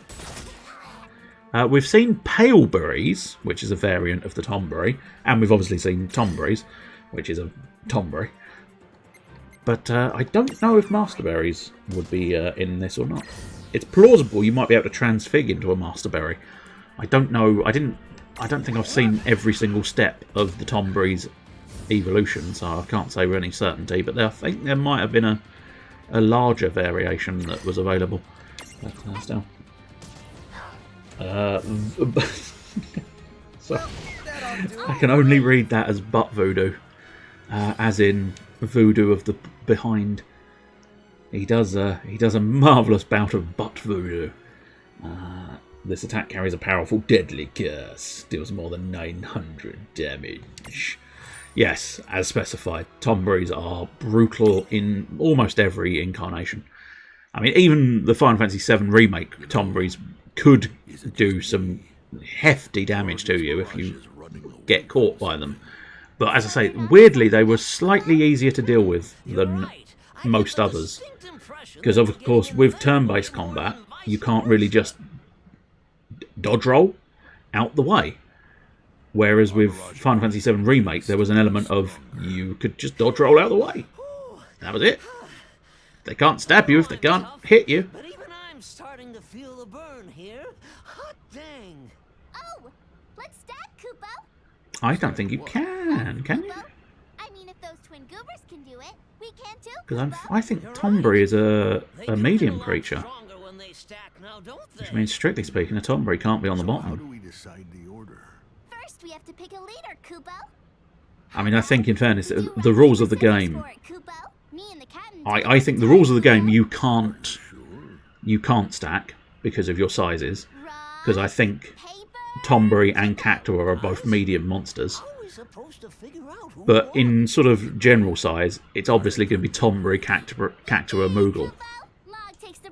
There's no way you can stack any other fashion. So with that settled, your new leader will assign the position. Now, are you going to do it sensibly or are you going to do it stupidly? Oh, all right. Oh, there you go. Here we Kupo. See, the problem is the Tomberry is struggling. Because, as I say, he's a medium creature.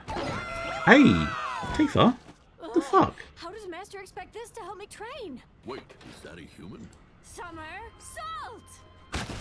Oof, nasty. Tifa, why are you being a bitch? To the mirages, the young lady is a bona fide public menace. Yes, I would agree. Okay, then we have to stop her, Kupo. I'll Oh. take you all on. Let's do this. Am I actually going to fight Tifa? Or stop punching people? She's too powerful. Oh, hey, I have an idea, Kupo. I'm sure I've got a better one. Just use the fucking curse. I don't think it's the voodoo. I don't think it's butt voodoo that he's got, but he's nonetheless, he'd have the revenge curse or curse of revenge or something. I'm talking to you, fighter girl. Huh? Not you again. Beat it, Cactuar. Zips. Huh? I missed? That is their sort of forte, isn't it? I am a train. I mean, I run one. Let's go. Neener, neener, neener. I'm right here. Guess who? Tonberry in the house. Oh, Damn. Poke. Now I feel sorry for Tifa. No, it's a fucking chef's knife. Poke. so lackluster. Poke. They've taken on Tifa and beaten her. Actually enough, they did. It's fairly light in the background, so I don't know who else could hear that, but they did actually play the victory music, I think, there. Indeed. I must admit, I'm now... Oh, the Cranberry Knights, apparently. They are the Cranberry Knights. I don't know why they were called the Cranberry Knights, but... I've received an achievement called Cranberry Knights. What that means, I do not know. But still, that looks a lot like the mascot used at Oklahoma State women's sports. Which one? I'm curious. The stack or the or one of the specific monsters? Metalliskull. But yeah, do I have the ability to find Mirage information here? No. Do I have it elsewhere? No. I should be able to find it via the save point. No, access prism case. There we go. I'm just now curious. I need to know what is... I suppose actually I don't have a Tomberry, but I do have a Powberry. So... God damn it. I want to just... Submenu... Mirage boards. That's what we're after. Oh, the Cowgirl. That's Tifa from Final Fantasy VII, but in a Cowgirl outfit. So yeah, that's going to be your Tomberry, I think, which makes that a medium monster. And then that, as I say, there is potential for sort of like a larger version of the Tomberry. Although, again, I reiterate, this is the Powberry, not the term Tomberry. So it's slightly different. But there is a larger version which could be something, you know, something along the lines of a Masterberry. Did you just chuckle because you thought of masturbation when you said Masterberry? Yes, I did. Yes, I did. Yes. I couldn't help myself. Just felt like the old jokes of Master Bakers. The Masterberry just sounded a little bit too close to masturbation. Trade in? No, I think we've traded in everything. And I think we've only got 2 stars and above left. So, but we'll have a look. So, Save the Underdog, 2 stars. Treasures Ahoy, 2 stars. Bridges Woes, 5 stars, which 5 stars definitely seems unwise. 2 stars, as I say. 2 stars probably not too bad to try and do, but I think we can happily leave it. So, Silver Park, have a save, and then get exploring again. Get off into the world of exploration. But I tell you what, we can just quickly... Not that I need to, but I'll give you a closer look at Tifa in a cowboy outfit. Because, well, let's be honest. Who's going to deny a closer look at Tifa in a cowboy outfit? I realise I've just spotted an exclamation mark here, so I don't want to miss out on those. So this is not Tifa in a cowboy outfit. Is she really working 24/7 for Charlotta's Solace now? Apparently, even here, she's Charlotta's punching bag. So again, I don't really know much about Crystal Chronicles Echoes of Time. Is that... I just want to look it up now. Because I think that's the original one on the GameCube, but I'm not 100% sure now. It's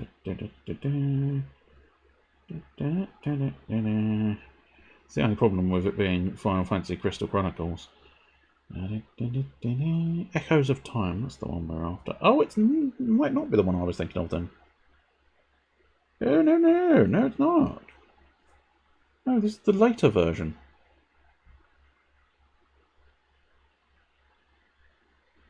Yeah, I think this is the one... Yeah. I know you can't see this, and that sucks, but... You know, what are you going to do? I don't know what they're going to do, but what you could do is try being less of a dick. It might help. But yes, the Echoes of Time, Final Fantasy Crystal Chronicles Echoes of Time, is in fact the one on the DS. It appears to have also been on the Wii as well. But yeah, it was sort of... It focused a lot on multiplayer, I think. It was intended to be played sort of online with other people. But I don't think it was very popular. In fact, I think it was hugely unpopular. And therefore there wasn't many people online. So it was very difficult to play the game. But yeah, I do remember it now. I do remember that game. I do own that game. It's just one of those weird little ones that's like, okay, I don't, yeah, we'll take that.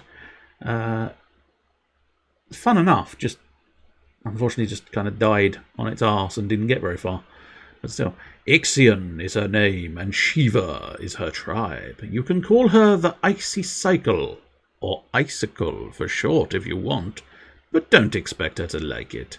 On a less silly note, Shiva Ixion has the ability to enter Stut mode, aka motorcycle mode, of her own free will. Pretty handy. Yes, it's, yeah, as I say, I suppose it's to match the simple nature of this game. A slightly simpler way of doing things, the simpler art style, and sort of simpler play style and stuff. But I just don't quite know why they decided to shred sort of 2 bikes and forge it into the one. But, oh well, not hugely important. A little bit more information on the Moogle.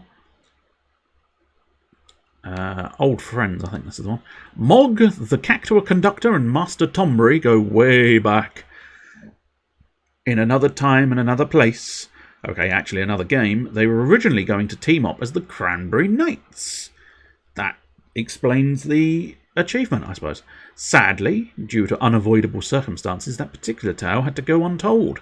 Their personalities, however, live on in their adventures in Grimoire. I'm assuming that was a previous design. I know very little of that, but I'm assuming there was going to be something. They genuinely were going to be planning a sort of Cranberry Knights game where they became, you know, used the monsters. It was weird. We get extra information from Moogle and Cactua, but no extra information for Tombury. How very strange. Peachy Keen. Maybe you've heard the expression the conductor used, peachy keen, once or twice before. Did you know where it comes from, though? About 50 years ago, keen was another word for cool, and 50 years before that, folks called cool things peachy. Makes you wonder if people a century from now will be saying things like fat diggity, or totes bodacious, or carpe YOLO. Cringe. Let's just hope we're not around to see the worst of the fallout. I like the way this game has a sense of humour, and it's so stupid. But they're right. Totes Bodacious and Carpe YOLO are both super cringeworthy. Fat Diggity doesn't exactly help its case, but it's not the worst offender of that list, let's put it that way. But here we go. And interesting enough, we've got new information, I suppose, because she was in that image. But yeah, we can examine her. We examine you. Get up close and examine you. How do I? Oh, play an animation. Oh, I've not got. Yeah, okay. Your walking animation. Yes. Yes, wibble for me. I'm not trying. I just don't understand the camera controls. I'm not 100% trying to zoom in on her areas. I'm trying to get the best camera angle, and not for that. But there we go. Running. Talking. Hello, I'm Tifa. And then voice. Oh, wait. Whoa! It finally worked. Whoa! It finally worked. World of Final Fantasy. Oh, of course she has. World of Final Fantasy. Baylor score. He does seem to be doing well. I don't know why. I keep thinking of it as just the one man called Baylor. Hello, I'm Baylor. And yes, I am scoring all these goals. I'm very good at what I do. But I think you said it was the team called Baylor. Is that right? Or am I wrong again? I don't know. I'm confused. Help! Anyway, oh, there's a bit more information on Snow as well. Might as well. Flandemonium. This isn't the first Snow who's run into trouble with a rogue Flan. Interesting. Did he run into trouble with a rogue Flan? I don't know why I'm asking you. I should remember I played the game. Unless they're referencing sort of 13-2 or 13 Lightning Returns, but I don't recall him Plus, I don't think Lightning Returns, I don't think he'd run into a rogue flan of all things, because Lightning Returns was a little bit more of a darker version of Snow. So I'm not sure.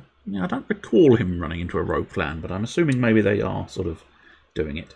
The easy, obvious playoff finalist if 4 games went the right way, already going bust in the first. Oh dear.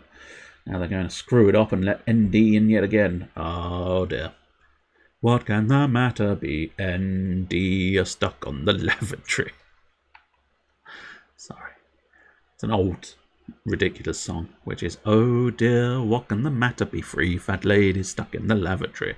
I think there's probably more to the lyrics than that, but that's all I know. But yes, there's Snow. Charlotta. Charlotta, butter, Charlotta's. Charlotta's secret. Ooh, what is Charlotta's secret? You may also be wondering who Charlotta really is, and if her history here parallels that of the original. At least one thing is different. In Grimoire, she can change her form at will. Then again, Rain and Lan can change into Lilican form. Mirages can transfig themselves. Even Enna Crow changes her appearance depending on the world she's visiting. Maybe the rules governing metamorphosis in the A-worlds are pretty loose. Actually, let's drop that subject. Yeah, because I bet they've probably done something that's fucked it up, and so they don't want it discussed. Back to Silver Park, back to Silver Park, oh yeah. And we'll do a cheeky little save, and then we genuinely will get back onto doing productive things. ND has been in 3 of the last 4 playoffs, but has 3 losses by huge margins. That is unfortunate for them. Or, well, unfortunate for other people, or good for other people. I don't know. I'm confused. I've lost my sense of self. Gender bent Sherlock Holmes. Charlotta Holmes. That's Charlotta Holmes. I went to a new housing estate the other day, and I went in and I went, Charlotta Holmes. I'm glad I did that in like a 50s shit comedian voice, because otherwise you might have thought I was genuinely suggesting it as a joke. Oh, what's this? Please be aware, our famed Figaro malt is out of stock. Well, that's shitty, isn't it? I wanted Figaro malt, Figaro malt, Figaro malt. I don't even know what Figaro malt is, but I wanted it, yay. Tell you what, years and years and years and years and years and years and years and years and years and years and years and years and years ago, I was in a drama class at my school.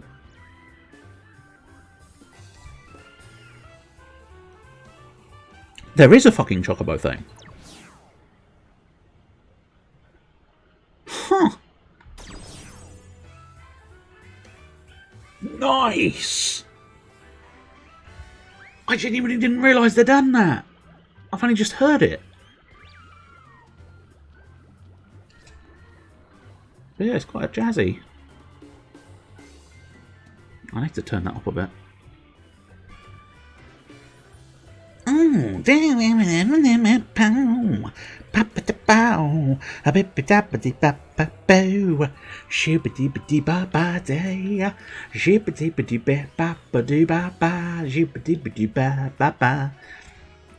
God damn, that's it's actually quite catchy and swinging. I like that. But hey, there you go. I genuinely didn't hear that earlier on. There's me going, oh, the one shame is they don't put a Chocobo theme in when you ride in the Chocobo. Fucking turns out what I fucking know, doesn't it? They fucking do. Well done, World of Final Fantasy. Well done. I absolutely 100% approve and appreciate that. I don't think I am prepared, but screw it. I'm riding on my blue Boosh's head, and so I can be no further prepared than that. The Phantom Sands. The Phantom Raspberry Blower of old London town. But anyway, the story regarding... but is it as jazzy as the sax interlude of the Conan theme? I don't know the sax interlude of the Conan theme. And is that Conan as in Conan O'Brien or Conan as in Conan the Barbarian? Because one of them would make a jazz interlude sort of indifferent. Because Conan O'Brien, nobody would give a shit if he had a jazzy interlude. But Conan the Barbarian, I think that would make for something. That would make quite the impact. Think of it as a traveler's tradition. Okay, I will try and remember to follow the light. Although having said that, I think sometimes it's probably best not to follow the light, especially in a desert. Anyway, the story regarding drama from years and years and years and years ago is basically, I mean, we did a little dance. We made up a little dance, and I brought in the Chocobo theme so that we could do the little dance to the Chocobo theme.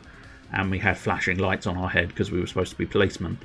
And we did this sort of entrance thing where it was like do do do do do do do do do, and it was very, very silly and made people laugh, and that was the point.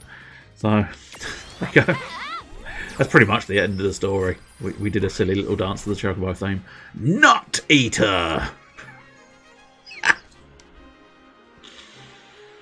And I think at some point we might be able to get Can't Sleep to become a nut eater.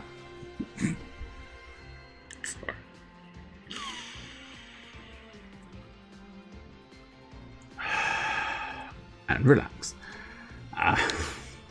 But yeah, we might be able to warp our Can't Sleep friend into being a nut eater at some point. Oh, cock. At least once every session. Once every session, I push the A button, which is guard, instead of pushing the Y button, which is attack. It's quite annoying. But I do quite appreciate the fact that he's got fucking not nut. So I was just my eyes were just drifting back from the chat to the screen as you wrote, but is he a nut gobbler? And so I couldn't help myself but go, I like the fact that he's got nut. That's not the word I was after. I like the fact that he's got brass knuckles as opposed to brass nuts. Is he a nut gobbler? I don't know. Let's have a look if we've got any information. No. But you never know. As he's a nut eater, he might evolve into a nut gobbler. And if it's like the real Can't Sleep Must Paint, he might become a nut goblin. Because, for those unaware, Mr. Can't Sleep Must Paint does a very good goblin impression. Right, so ideally what we want to do is... Because I don't know precisely, I suppose... I don't really know what they mean by it, but we'll try putting a shell on it, see if that works. It does! Super. Right, let's try and catch it. Gonna try and catch my nut eater. Because I certainly know I can turn Can't Sleep into a Reaver Mew. And if this nut eater is based off of a Reaver Mew, then I should theoretically be able to catch it to turn Can't Sleep into a Reaver Mew, and then turn Can't Sleep into a nut eater. Which I suspect I might do at some point. But then, of course, we will have the dilemma that Can't Sleep will become a medium monster. And if Can't Sleep is a medium monster, it means we can no longer have Can't Sleep Must Paint. We can only ever have either Must Paint Can't Sleep or possibly something else. Who is this wobbling? You guys just drop it then. Drop it like it's hot! Is it a South Park reference? As is so often the way with South Park, I would not get the reference, I suspect. Because I have only ever played the video games of South Park. I mean, I've maybe caught like the odd episode every now and again, but I've never... I keep meaning to. It's one of those ones where I keep looking at it going, do you know what, I really ought to give that a go. But it just sort of... It's one of those odd ones that passed me by, and I never really went back and decided, oh no, I'm definitely going to go through and watch those. But still, in fairness, I've been doing a lot of catching up with bits and pieces that I've missed recently. It's been a weird week or a couple of weeks, because it's been like, this feels like an odd sort of thing where I'm catching up with all sorts of weird and wonderful bits and bobs that I've missed over the years.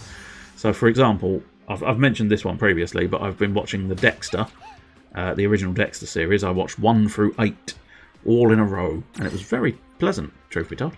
It was very enjoyable. Inflict poison. That's going to be a problem, isn't it? Because I don't have any more of these bloody what's-its, do I? No. Bollocks. Well, looks like you're going to be dead. You make it awkward for me, then I make it dead for you. You will be very much a dead man. You have to appreciate where I'm coming from.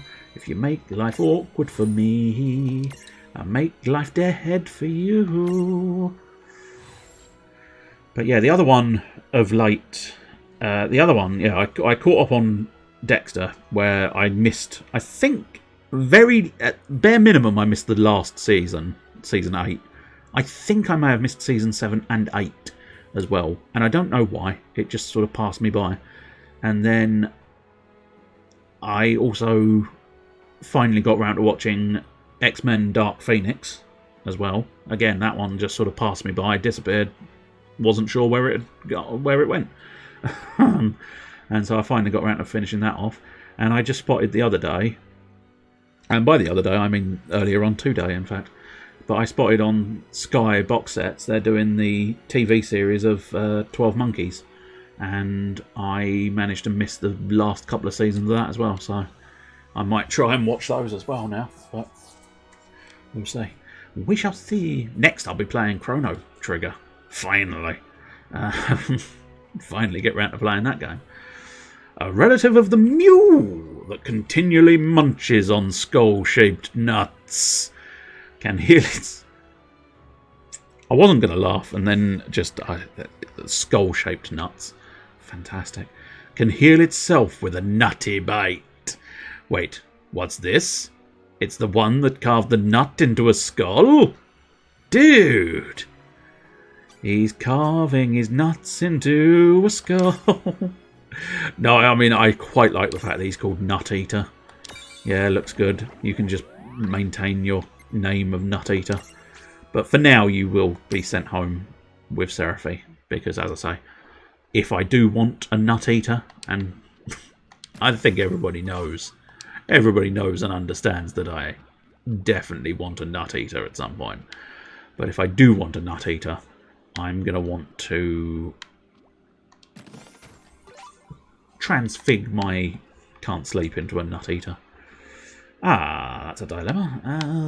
Well, I suppose let's just take the easier path, which is the first one in front of my face for now, as I don't actually know which way I need to go. But we are facing off against more Nut Eaters. The nuttiest of the Nut Eaters. Do they have a weakness I could exploit? Wind. Oh, that's the cockatrices. Well, alright, fine, I'll do cockatrice first. Doesn't matter. I shall channel my wind into my weapon, and then I'll stroke it across. That didn't actually do as much as I wanted. I'll stroke the weapon across, and you'll just suddenly go, oh, what is that smell? That's my wind blade. You never saw it coming. No, well, that's because wind is, generally speaking, invisible. Let us beat a cockadrill, and then we're gonna get a Nut Eater. Nut Eaters and a cockadrill. I mean, I didn't come up with the names. This is entirely World of Final Fantasy's fault for having a bloody Nut Eater and a bloody cockadrill. Have you got a cock to drill and nuts to eat? Yes, it's quite the orgy. It's sweet. Again, I really like the Mew dance as well. That's going to be the one disappointing thing by getting rid of Mew in favour of a Nut Eater. I don't think the Nut Eaters have the same little happy dance as the Mew. Oh well, it's a treasure chest, that'll do. A Raise Seed. Raise Seed could be well worth spending, but again, like with every other seed, I'm pretty certain you have to choose which one you're putting the seed in, and then you lose that seed. I don't know if you can uninstall seeds. If you can, that would be very helpful. Also, that's a dead end, you bastards. You put a massive long dead end. Oh, fuck. Well, that was unexpected. Interesting. I was not expecting a Bahomotion soldier. Bombs. Water? I think bombs were water-based. Oh, that's a bombino. Bombino. Which is a baby bomb. Baby. Oh, baby bomb. Might as well. Not expecting, yes. I was not expecting a Bahomotion soldier with some bombinos. I do like that name again. It's like Baby Behemoth. It's just such a clever fusion of words that I think I tip my hat to the creators of World of Final Fantasy for coming up with names that silly. So yeah, it's water, which is actually okay because I do have water spell. Superb. Let's get rid of these bombinos. Because if you were, now I'm willing to be proven wrong on this count. I don't know this with 100% certainty. But if you were unaware, I'm fairly confident the Italian for baby is bambino. B-A-M-B-I-N-O. A bambino. But obviously this is a bomb, so it's a bombino. So it's nice. Kind of like a demon. A Digimon, but is a demon. That, oh yeah, of course, because, yeah. Because there's an interesting oddity there that I'm sure Mr. Caliber would probably be able to point out greater than I could. But of course, that's the original spelling of demon, I believe, the traditional spelling of demon. But he's also now, of course, used as demon tools and stuff in computing, doesn't it? And of course, so they're sort of, that's where Digimon, I suppose, get it from, because of the digital reference, and then they could turn it into a demon, but they're actually sort of, yeah, it's weird because they've taken the word demon for computers, then Digimon would have taken the word demon from computers but turned it back into the original spelling of demon to make it a demon. Demon. The Demon Headmaster. Did we watch The Demon Headmaster? I don't necessarily think it would have been American based, because I think it's a particularly British kids TV program, so I don't know whether it would have gone global. But then again, you know, internet nowadays, there's so many options, you may have stumbled across it. But traditionally, I think it would have been sort of exclusively British children's TV in the afternoon. But yeah, there was a program called The Demon Headmaster. I don't know whether it was based on a book or the book was based on the TV series. It's usually book first, but you never guarantee with some of these things. Sometimes, you know, when they're big enough, and at the time, I think the Demon Headmaster was big enough. They may very well have made books from the thing, from the TV series. But yeah, it was a weird little series where essentially it focused on a headmaster who was a demon, and I think the children had to try and figure out how to counteract it, but truth be told, it's long since gone from my memory for the most part. Right, so I'm probably going to approach this in a most infuriatingly sort of inefficient fashion, but I just want to try and make sure I cover everything, which unfortunately is going to mean lots of battles, but I want to make sure every path has been explored. Every path has been completely finished. Kill, maim and slaughter the Nut Eaters. I'll tell you what, we will do a little bit of Speedy Gonzales in the battles though. The annoying thing is I'm losing health, but I really could do with both of them attacking each turn. Because if I can attack with both of them, I wipe out a creature. But of course, I'm still taking a bit of a pounding, which is not optimal. No, sorry. I think it's probably worthwhile just trying to kill that thing, because it will...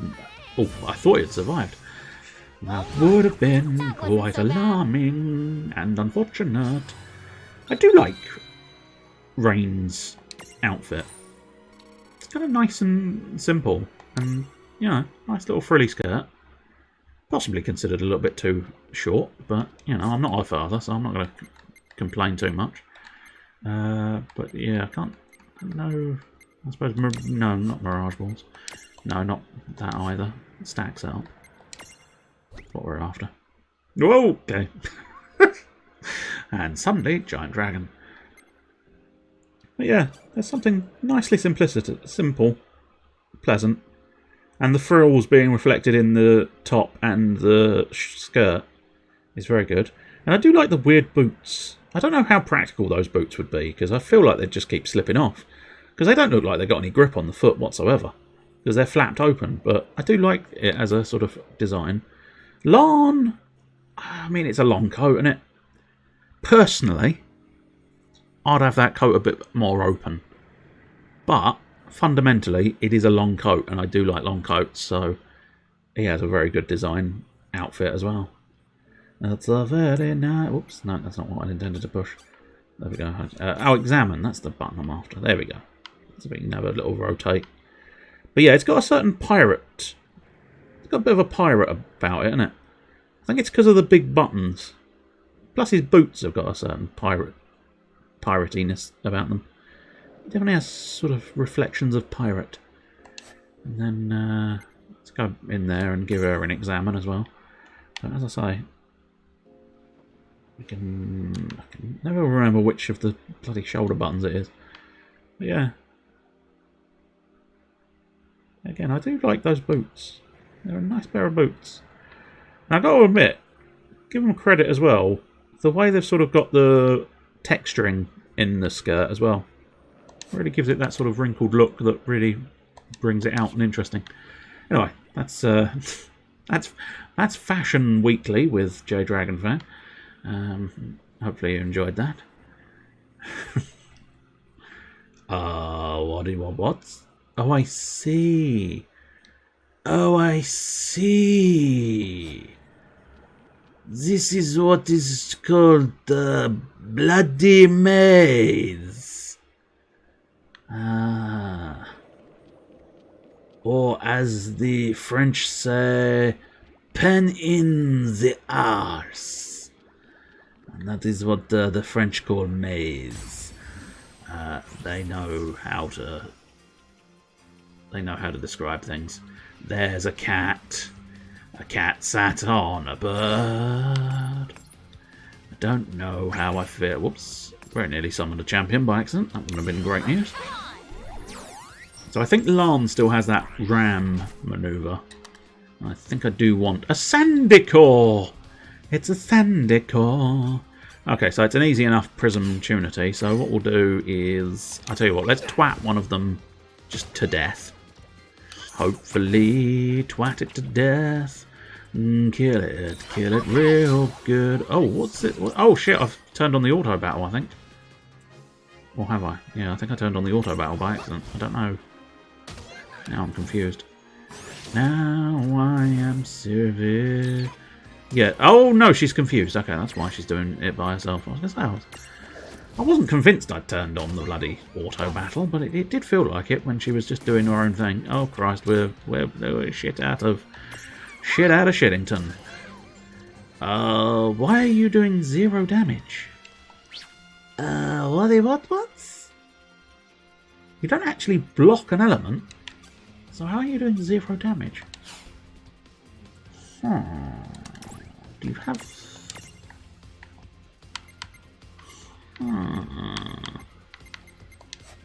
I am what the Germans call confused. It's almost sort of a slight paraphrase of the joke they did in A Touch of Cloth, where he was sort of doing... But yeah, I don't know why you're doing no damage. Do I have a solution to this? I suppose punching it? Yeah, punching it appears to now do damage, but... I don't think she's got an element attached to her basic attack, so I'm confused. But yeah, there was a joke in A Touch of Cloth where he was sort of quoting different languages, but the translation of the word he was quoting the language in was basically the same as the English, so it wasn't exactly needed to highlight that he was doing that. Lunge, that's what we're after. Lunge! Do a lunge at ya. Yeah, can you stand up to the lunging? I don't think you can. Although, neither can I at this point, but that's fine. Fire! Do-do-do. I want you to burn. I'm fairly certain punch was good for toppling stacks as well. Nope, not quite. Which is a shame, because I think it's almost dead. Oh, I can't lunge. Oh, cocky bums. Well, I suppose you'd be better off defending. Which, unfortunately, I think you're going to have to defend again, because you were a little bit quicker than entirely needed. Punch it, girl. Knock it on its asshole. That's the ticket. It's what we needed. I've just realised, of course, the idea behind Sandy Core. It's based on Manticore, isn't it? But it's a Manticore in the sand. That's why it's got a scorpion tail. So this hopefully shouldn't be too difficult to get the imprison, since it was literally just that. And now try and imprison the beastie. And if you don't, then we're gonna have to heal on. Damn it. Man Ray! As opposed to a Man Witch. What? Did it run away? Yeah. You absolute cock tease. How dare you strut your funky stuff and go, I can be imprisoned, and then run away. Little bitch, little bitch, little bitch. Don't do that. You little bitch indeed. Kinda need to heal my peoples. I'll go against tradition and actually use an item. Ugh, I feel dirty. I use another couple. I feel even dirtier. Block the kick. Nice. Block that bad boy kick. That kick can never be the same. How are we doing Mirage board wise? Yeah, we've got a fair few points. I think we might start spending some points on my Mirage boards. Oh, I think it might be time to transfig my boy. Well, certainly it's going to be unlock the transfig, which is, ooh, a skull eater. A little bit more dramatic than a nut eater, so I think we might stick with the Mew line and become a skull eater. It eats skulls. Look at it. It's jumping on your skull. It's jumping on your skull. Can I? Oh, I can actually learn strength. That's handy. That'll do. But we will perhaps try and flash into that in the not too distant future. I can't at the moment because you need the case. You need the case. A fire mirror jewel, yes please. And then a blank space or flare star. Flare star would have been a hell of a move. I think we'll save up for flare star because otherwise I feel like I'm just going to waste some points. So, do we have? Okay, so there's the Bombino. And is he just called Giant Bomb? Oh, King Bomb, of course. The Bomb King. The King Bomb. Be wary of the King Bomb. He is coming for your balls. Why he wants your balls, nobody really knows. But everybody realizes he wants your balls today. And he's happy to have them yesterday if you know, were that way inclined. I have no idea. So, oh, I can't do that. Oh, level 30. Fair enough. I can, however, unlock the Behemoth transformation. Transfiguration, sorry. And there we go. I can now have Behemoths. Do-do-do-do-do-do. So I might consider that as well, because Behemoths are another iconic Final Fantasy creature. This one, distinctly beardy. They don't always have a beard, but this one does. They don't always have a beard, but when they do have a beard, they make sure it's an M&S beard. Well, we might as well deal with the blank space, because we kind of need to. And there's the Coup Pirates. And really, Coup Pirate is exactly the same, just a slightly different element, I think. Can't remember specifically what sort of element it is. Oh, pharmacology improves the effectiveness of HP recovery items. That's pretty good. Water. Okay, that makes sense. It's a Coup Pirate. But I'm just wondering, ice, water and ice, are we looking at? Yeah, it looks like we're looking at water and ice as a primary. Well, I mean, I've got no issue with Death Kupo becoming a Coup Pirate as well. I believe they're both small creatures, aren't they? Yeah, pretty certain they're both small. Sharpall, or Jaws as he is known. Wartera. Nice. That's fine. Get rid of that. Tama, what have you got available? You've got magic defense or critical AP hike. Yeah, that seems reasonable. Although I will need to try and perhaps Oh, I can't obtain that one yet. That's fine. I suppose we'll use the blank space. And as it's Tama, and Tama is fairly regular in my place, I'm wondering if... Yeah, I'll use the raised seed. Now, I can overwrite it. I don't know. I don't want to take that chance just in case it does overwrite it and then I change my mind and go, oh no, I didn't want to do that, and then it's already overwritten it. I don't think that's how it will work, but it's one of those occasions where it's like I don't want to risk it. Nice sync bonus. Poison nails. Stroke those poison nails through my heart. Stroke those poison nails. Like a peculiar mixture of plentiful songs. 28 or higher? No, we're not there yet. There's the Metallic Skull. Oh, interesting. Which means that one's a mystery, and that one's a mystery. How intriguing. How intriguing. Oh, ailment AP boost. Sweet. And now zappity-doo-dah, zappity-day. My oh my, what a wonderful day. Zappity-doo-doo, zappity-dee. Having a pee. 15 or higher, marvellous. We can get the next step of Zapped, which is Zapper. Interesting. He turns into a little man. I wasn't expecting him to turn into a little man. I suppose arguably this is the young version of Rameau. This is what Rameau would have looked like when he was a young boy. Not a guarantee, but that's my headcanon now. That's Rameau as a young boy. And Mr. Blue Boosh, what can you do? A chocobo kick.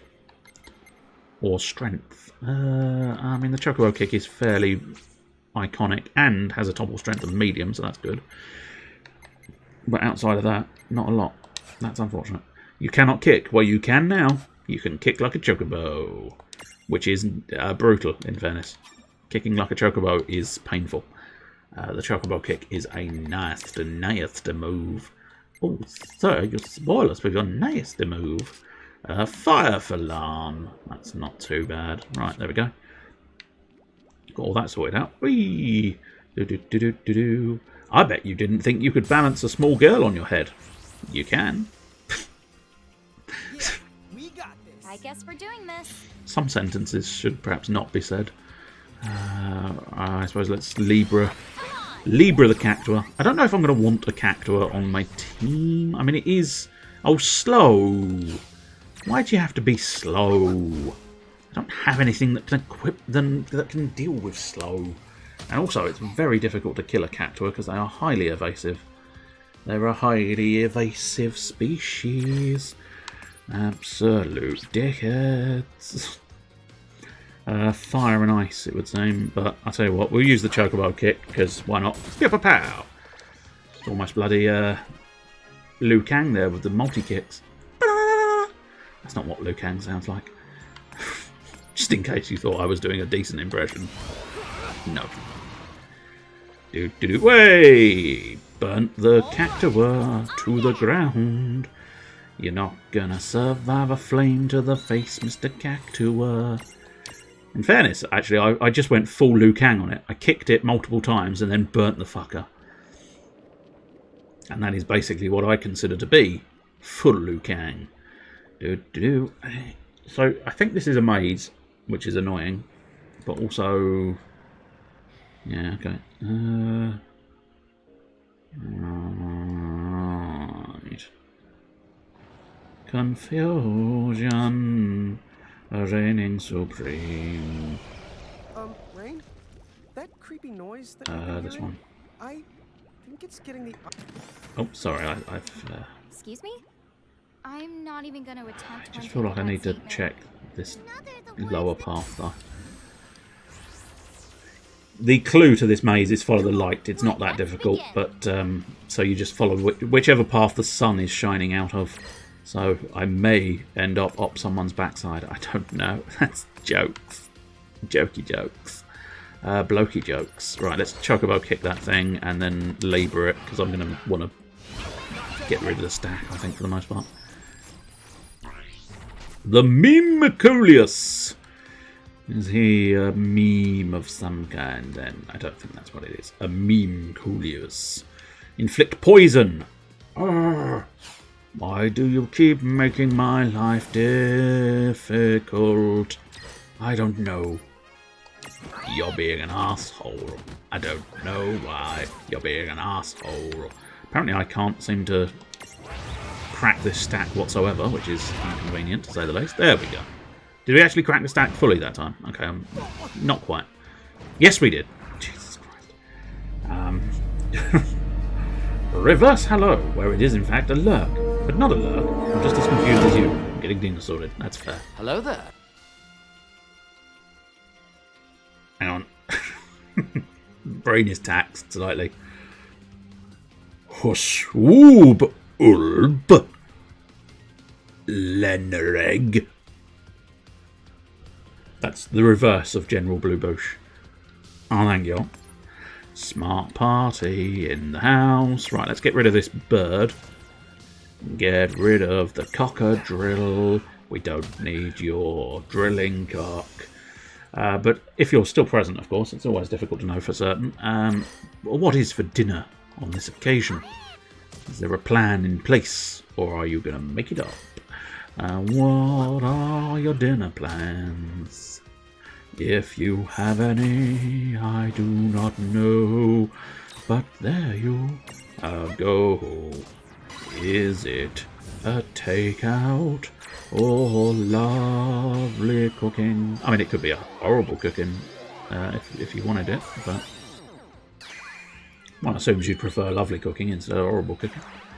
I suppose it's more a case of skill, isn't it? Really? It's not choice, it's skill. A couple of level ups, nice. And there we go, the sandy core. This is one gritty kitty. It almost looks like it's made of sand, which is why I hate it. It's coarse and it gets everywhere. Sandy cores can sometimes neutralize physical attacks. Oh, I see. That is why I did 0 damage. I'm assuming, anyway. So run through your options before you swing. Doesn't require a sandbox, litter box, or any other kind of box. It needs no box. We shall just use the default, I think, for now. Looks good. What a happy little kitty. I'm tempted to take it with me because it is a really happy little kitty, but I don't know what I'm willing to get rid of in favour of the happy little kitty. I mean, arguably I could possibly get rid of Righty because I've now got Jaws. I therefore don't have any real significant attachment to Righty. Yeah, right, for now I think we'll get rid of Righty because I've got no attachment and invite Sandy Core to journey with me. This isn't going to end the well. How do you know it's not going to end well? It might end perfectly fine. Is there a lovely cheeky little treasure chest? No, there isn't, you cocksuckers. Sorry, I get a little bit infuriated when they don't do the right thing. All I needed was a potion. Doesn't have to be any more complicated than a potion. But what I do need sometimes is for when I make the effort of travelling down a dead end, I need you to put something in the dead end. What was your weakness? Wind! Is it rain? Yes, it is. Although, didn't this do very little damage, I think? It only did like a couple hundred, and therefore the basic attack is slightly more. I don't know, it did about 500.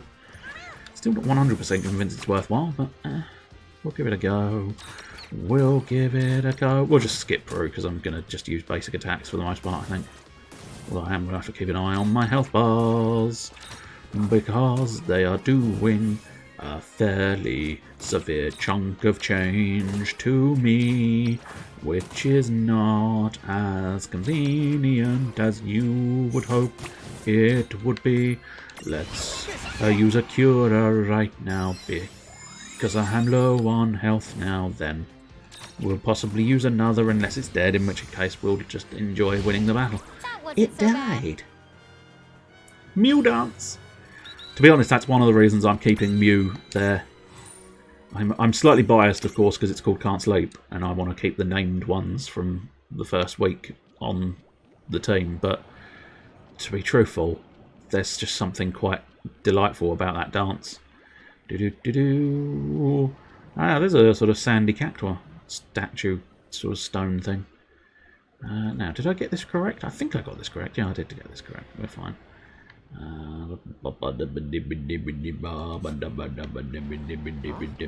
Sky's gone all orangey. Right, so It's getting late.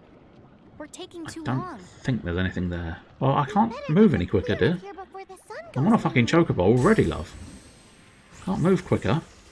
You can't move quicker than a quick fit fitter. They're the ones to trust. And another Bahamutian soldier.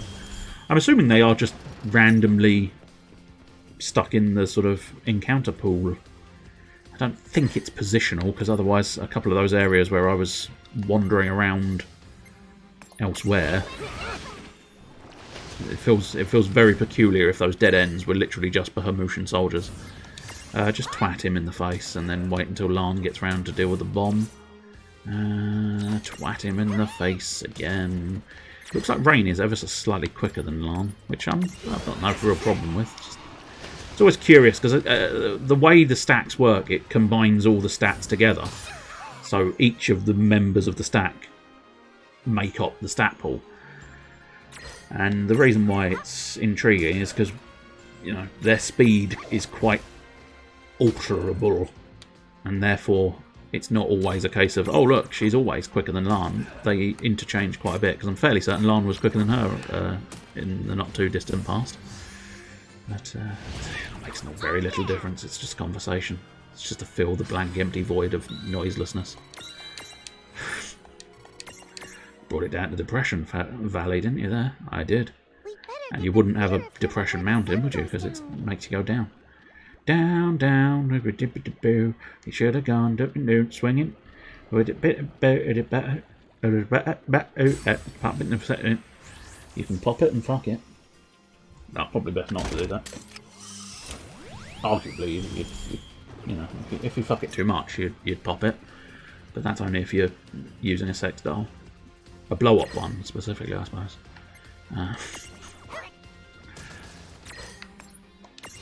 There are some others out there.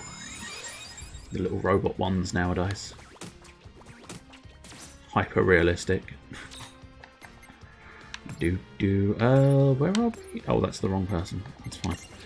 Just use your basic attack now and then. My friend Lan can water the bombs. Get rid of them with a quick plop of water. That's what you need when diffusing a bomb. Actually, in fairness, they do use water in bomb diffusal, I believe. They use little sort of, literally water bombs, I believe. And they explode and take the bomb. It's a way of doing a controlled explosion, I believe. I used to watch a program, and I do sort of hope they do another series, because it was quite enjoyable. It was called The Explosion Guys, I believe. It was Tori Belleci, I think is his name. He used to do Mythbusters. And it was very entertaining. They were just exploring all the different uses and ways of exploding things, and it was good fun, because, well, it's explosions, isn't it? That wasn't so bad. There's just something appealing about explosions, I think. Do. And then the other one I watched was on Amazon Prime, and I think it was a lot more entertaining than it perhaps should have been. If that makes any sense whatsoever, but I really do stand by that statement. It didn't quite have the right to be as hilariously entertaining as I found it to be, but nonetheless it proved itself hilariously entertaining. And it's Tori Belleci again and Richard Hammond, which that combination just sort of boggled my mind when I first stumbled across it, because it was very much like, what? How did these two meet?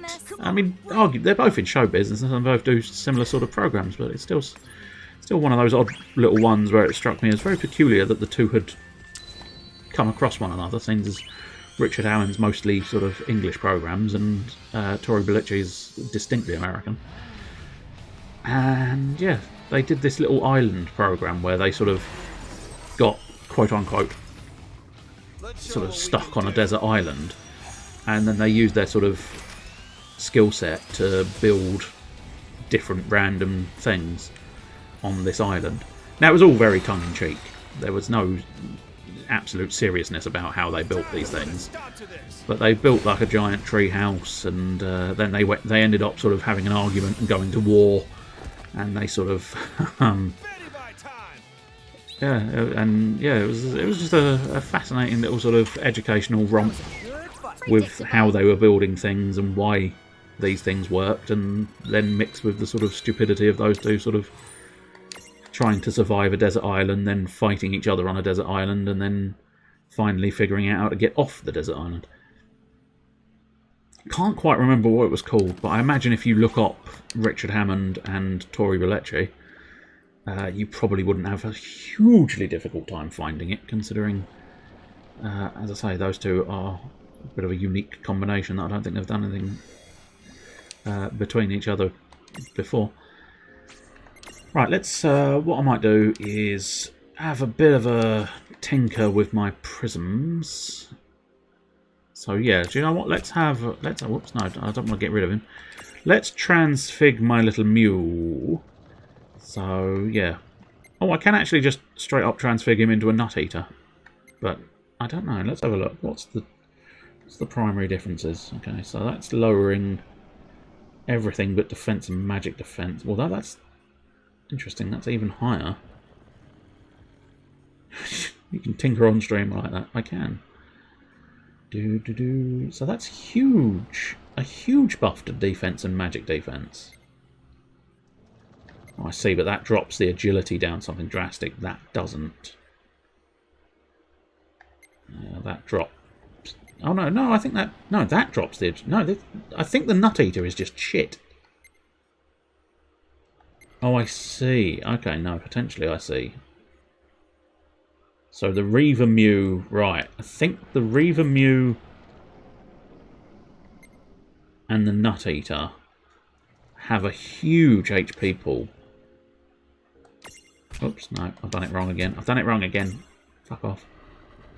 Whereas the Skull Eater has a tiny HP bar, which is very peculiar. But does have a lot higher defense. Oh, I don't know. This is interesting. Does that mean he eats shit too? I don't think so. But yeah, alright. I mean, I will upgrade Can't Sleep into the Big Mew. The Big Mew! Oh, it's the Big Mew! Yep, done it again. Done it wrong again. And yes, I think we'll have the Bear Moth. That doesn't actually change any of my stacks, which is fair enough.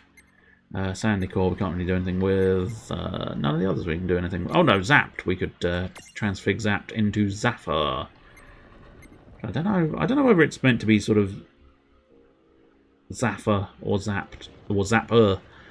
I don't know. But anyway, we'll do that. Isn't the Big Mew just Mewtwo? That's true. That is very true. Right, let's have a look at our stacks now, because we have changed it up significantly. So let's deal with prisms, just to get that exclamation mark off of it. Mirror Jewels, I don't think the new Mirror Jewel was anything really pertinent. What is the effect of Lure? It's inconvenient, they don't tell me. No, they've not really told me what the effect of Lure is, so I'm going to leave Lure for now and deal with this stack setup. So let's have a look. So that stack is actually fine, so that's not too bad. That one needs adjusting. That one doesn't really need anything specific, although let's have a look here. Yeah, we might pop. Let's have a look. Second half time. Did they do something spectacular in the mid break? Go on, let's have Zapper there, and then what I might do is use this stack. And then here we need a small one, which unfortunately I've gotten rid of most of my small ones, so I suppose arguably we could use the Sandy Core. And then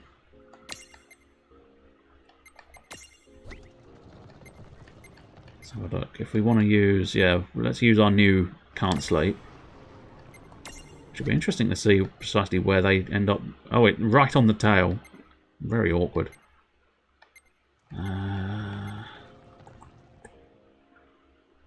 So we could go Sandy Core there. So at this point we've got Sandy Core, Can't Sleep. which is inconvenient for Sandy Core, I'm sure. Yeah, I think if we have them both in giant form, that might work out reasonably tolerably. I might need to get off of the... Yeah, there we go. Do I like this team? I don't know. Can I accept this team? Probably. Let's have a look at the Mirage boards just in case. I think the only one that's going to have anything significant is going to be Sandy Core. Sandy Core, where are you now? Are you gone forever? Sandy Core. Oh, no, there you are. It's a Ninja Sex Party reference. I'd completely forgotten the band's name for a moment there. As is so often the way. Tickle? Oh yeah, we'll have Tickle. Bit of slap and tickle. I'm genuinely now considering trying to find out how to rename it so that I can rename it Slap, so I can have Slap and Tickle. Access the Prism case. It's bound to be in here somewhere. How do I rename...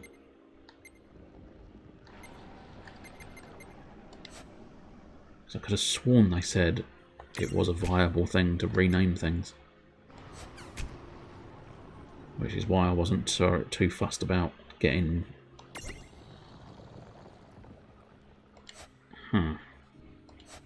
Okay, we might need to find the... Oh god, that Sandstorm thing. I don't know if I ever... I'm assuming I probably did hear it at some point, but it's one of those weird ones where I've heard the name Darude Sandstorm. I'm not 100% sure I've actually heard the fucking song it refers to. Do do do do do do do. Yeah, that's Specific Bombs. That's Coliseum tickets. Secret Memory. Oh, interesting. Huh. Is it going to turn out that I'm just wrong? Oh no, there's a rename one. Oh, okay. I think that's going to be reusable though, right? But yeah, okay. We'll use it on the Sandy Core and we'll find out. Oops, no, that's not what I wanted. There we go. We'll call you Slap. There you go. I've got a cat called Slap. Quarterback. See, that one I knew. I think it's because I was looking out for the acronym this time, so it's not too bad if you're looking out for an acronym, but the moment you realise, you know, the moment you're not looking for the acronym, it throws me off. Under a bit of pressure. Under pressure. Throws it straight at the wrong team. Oh dear. Slappy the Squirrel. I've never heard of Slappy the Squirrel, so I don't know. Or at least it doesn't ring an immediate bell. It's one of those age-old ones where it's quite plausible that it would ring a bell eventually, but not right now. Thank you very much. I need somebody with an extra strength buff. Right. I think we're pretty much there. One crucial question. There we go, yes. You can rename as often as you like. I just need to remember that it's in Miscellany. Miscellany. Hello, Miscellany. Is it Animaniacs? Oh, so I should really recognise the name. I just don't. Because, unfortunately, that is often the case. Right, let's save the game. Because I do know Animaniacs, and I do recognise the name. But yeah, no, it's on this occasion, it's Slap the Cat, which is not a piece of advice. Pointless jump. Pointless jump. Everybody loves a pointless jump. I have just found a pointless jump button. I was hoping she'd do it a little bit quicker. Anyway, slightly paranoid, so we're saving it again, despite this being about the third or fourth time I've saved it. But I moved away to do pointless jumping. You have to understand that if you move away, do a little bit of pointless jumping, you have to then save it so that the game knows that you've done the pointless jumping.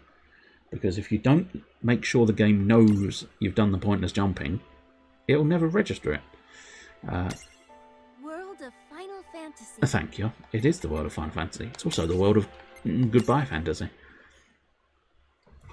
But there we go. That is our doings for the day. I must admit, I think there's only 2 of you, and one of you's creating dinner. So I suspect.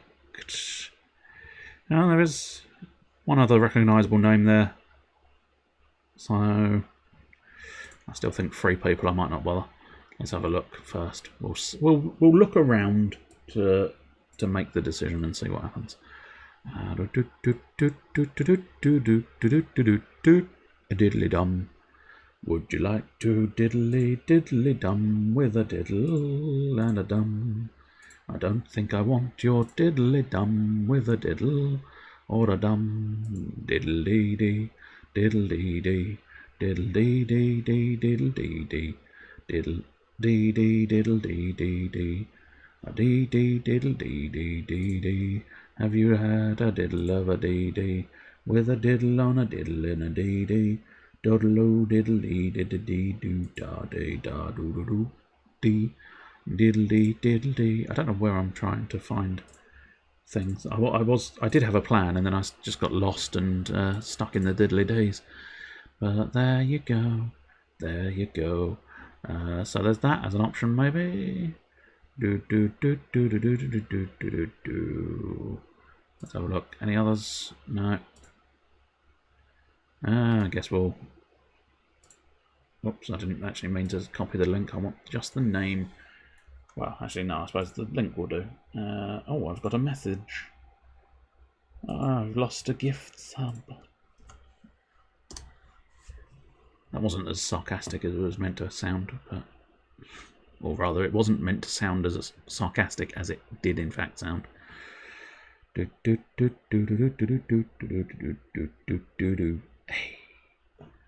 Well, I suppose we might as well. I will do a little raid into some fella who's playing. I've no idea, never heard of him, never seen it. It's just I looked it up in the Live and Let's Dice Discord, and sometimes if there's someone who pops on after me, I like to sort of possibly pop in and go from there. Anyway, let's go. If you're after video game goodness tonight, which I'm assuming, well, he did die last week, so I don't know, he might move on. But it was Don't Starve previously, so Mr. Malice Caliber at 9 o'clock. Oh, I should go to the... Either way. Go to the... what's it? Got this! So, and suddenly bigger. Yeah! Alright. Hard bit's over. All I gotta do now... is dice.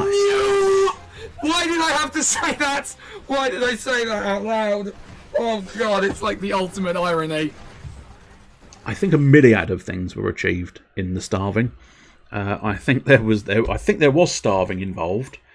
There was insanity involved, and there were wolves involved, and there was bloody summer involved. So basically, the whole game just sort of went. Sorry, you wanted to continue playing? No, fuck you. So it basically went, no, you're not playing this game now. Fuck off. And of course, he's become a skull eater. He avoided becoming a nut eater. He is now a skull eater. Tomorrow evening, same time, tomorrow 9 o'clock, is Mr. Can't Sleep Must Paint. Why are you being so noisy today? Reveals as a teacher. No! I'm trying to think. Yeah, your name has no link to a name. It'd be very clever if it was. My beard's gone spongy again. Look at that. Boing. Do you want to see a fun game? Right, hold on. Let's go back to this. Welcome to a serious painting stream. This is how I want it. Today it's doing this again. To get the straighteners out. A series of beard fiddling, which is the Can't Sleep Must Paint cast. A series of beard fiddling. That is its subtitle. Anyway, I will be back Wednesday, I believe, for the hodgepodge of hilarity. Hilarity, not guaranteed. Where will be potentially, the plan is to maybe try that Crying Sons game, because it turns out, I don't know whether I should admit this or not, but it turns out I do own that game, despite stating I've never heard of it. There's an element of justifiability there. I didn't actually buy that game. It was free on the Epic Games Library thing. So, you know, certain level of justification there that I can own it without knowing that I owned it as such. But I looked it up and thought, I might pick it up on Steam if it comes cheap, because it did look quite interesting. And then I thought, I wonder. It was a title that felt slightly sort of reminiscent. Like my memory was going, you know, you may have heard of that one. Have I? Are you sure? No. Look it up. And so I ended up sort of, more so epic. Because Steam doesn't, as far as I've seen, Steam doesn't often, every now and again, I'm not suggesting they never, but they don't often give free stuff away. But Epic, basically every week, they're giving a free game. And I went through a patch where I dedicatedly, I deliberately logged in every week on the Friday. What's the new one? Give it to me. Is it one I already own? Fuck it. It's free. Give it to me. And that's basically how I collected an awfully large... again, my brain, monkey see, monkey state out loud. I was going to say, that's how I got a bundle. And the only reason I said the word bundle is because it appeared in front of me. Also, Humble Bundles, yeah. Humble Bundles are a good source of random oddities for a very good price, in fairness. Very good price indeed. Anyway, that is going to be the stream. So I will say cheerio. I will then initiate the readings, which is into an individual called That Coops. As specified, no real clue. Apparently there is some kind of bird blessing you can have if you spend your channel points. And it is at dead of night, it would seem. Looks like it's some kind of full motion video thing, I would say. Which is intriguing. Unless that's just something completely different, but I'm assuming it is a interactive film game. There was someone else who played that, something like that, a little while back. I don't know whether these are just old ones, because it does look new camera, new camera footage, so they may be making a resurgence, the whole sort of filmed interactive film type thing. So, might be interesting. Anyway, I will say, cheerio.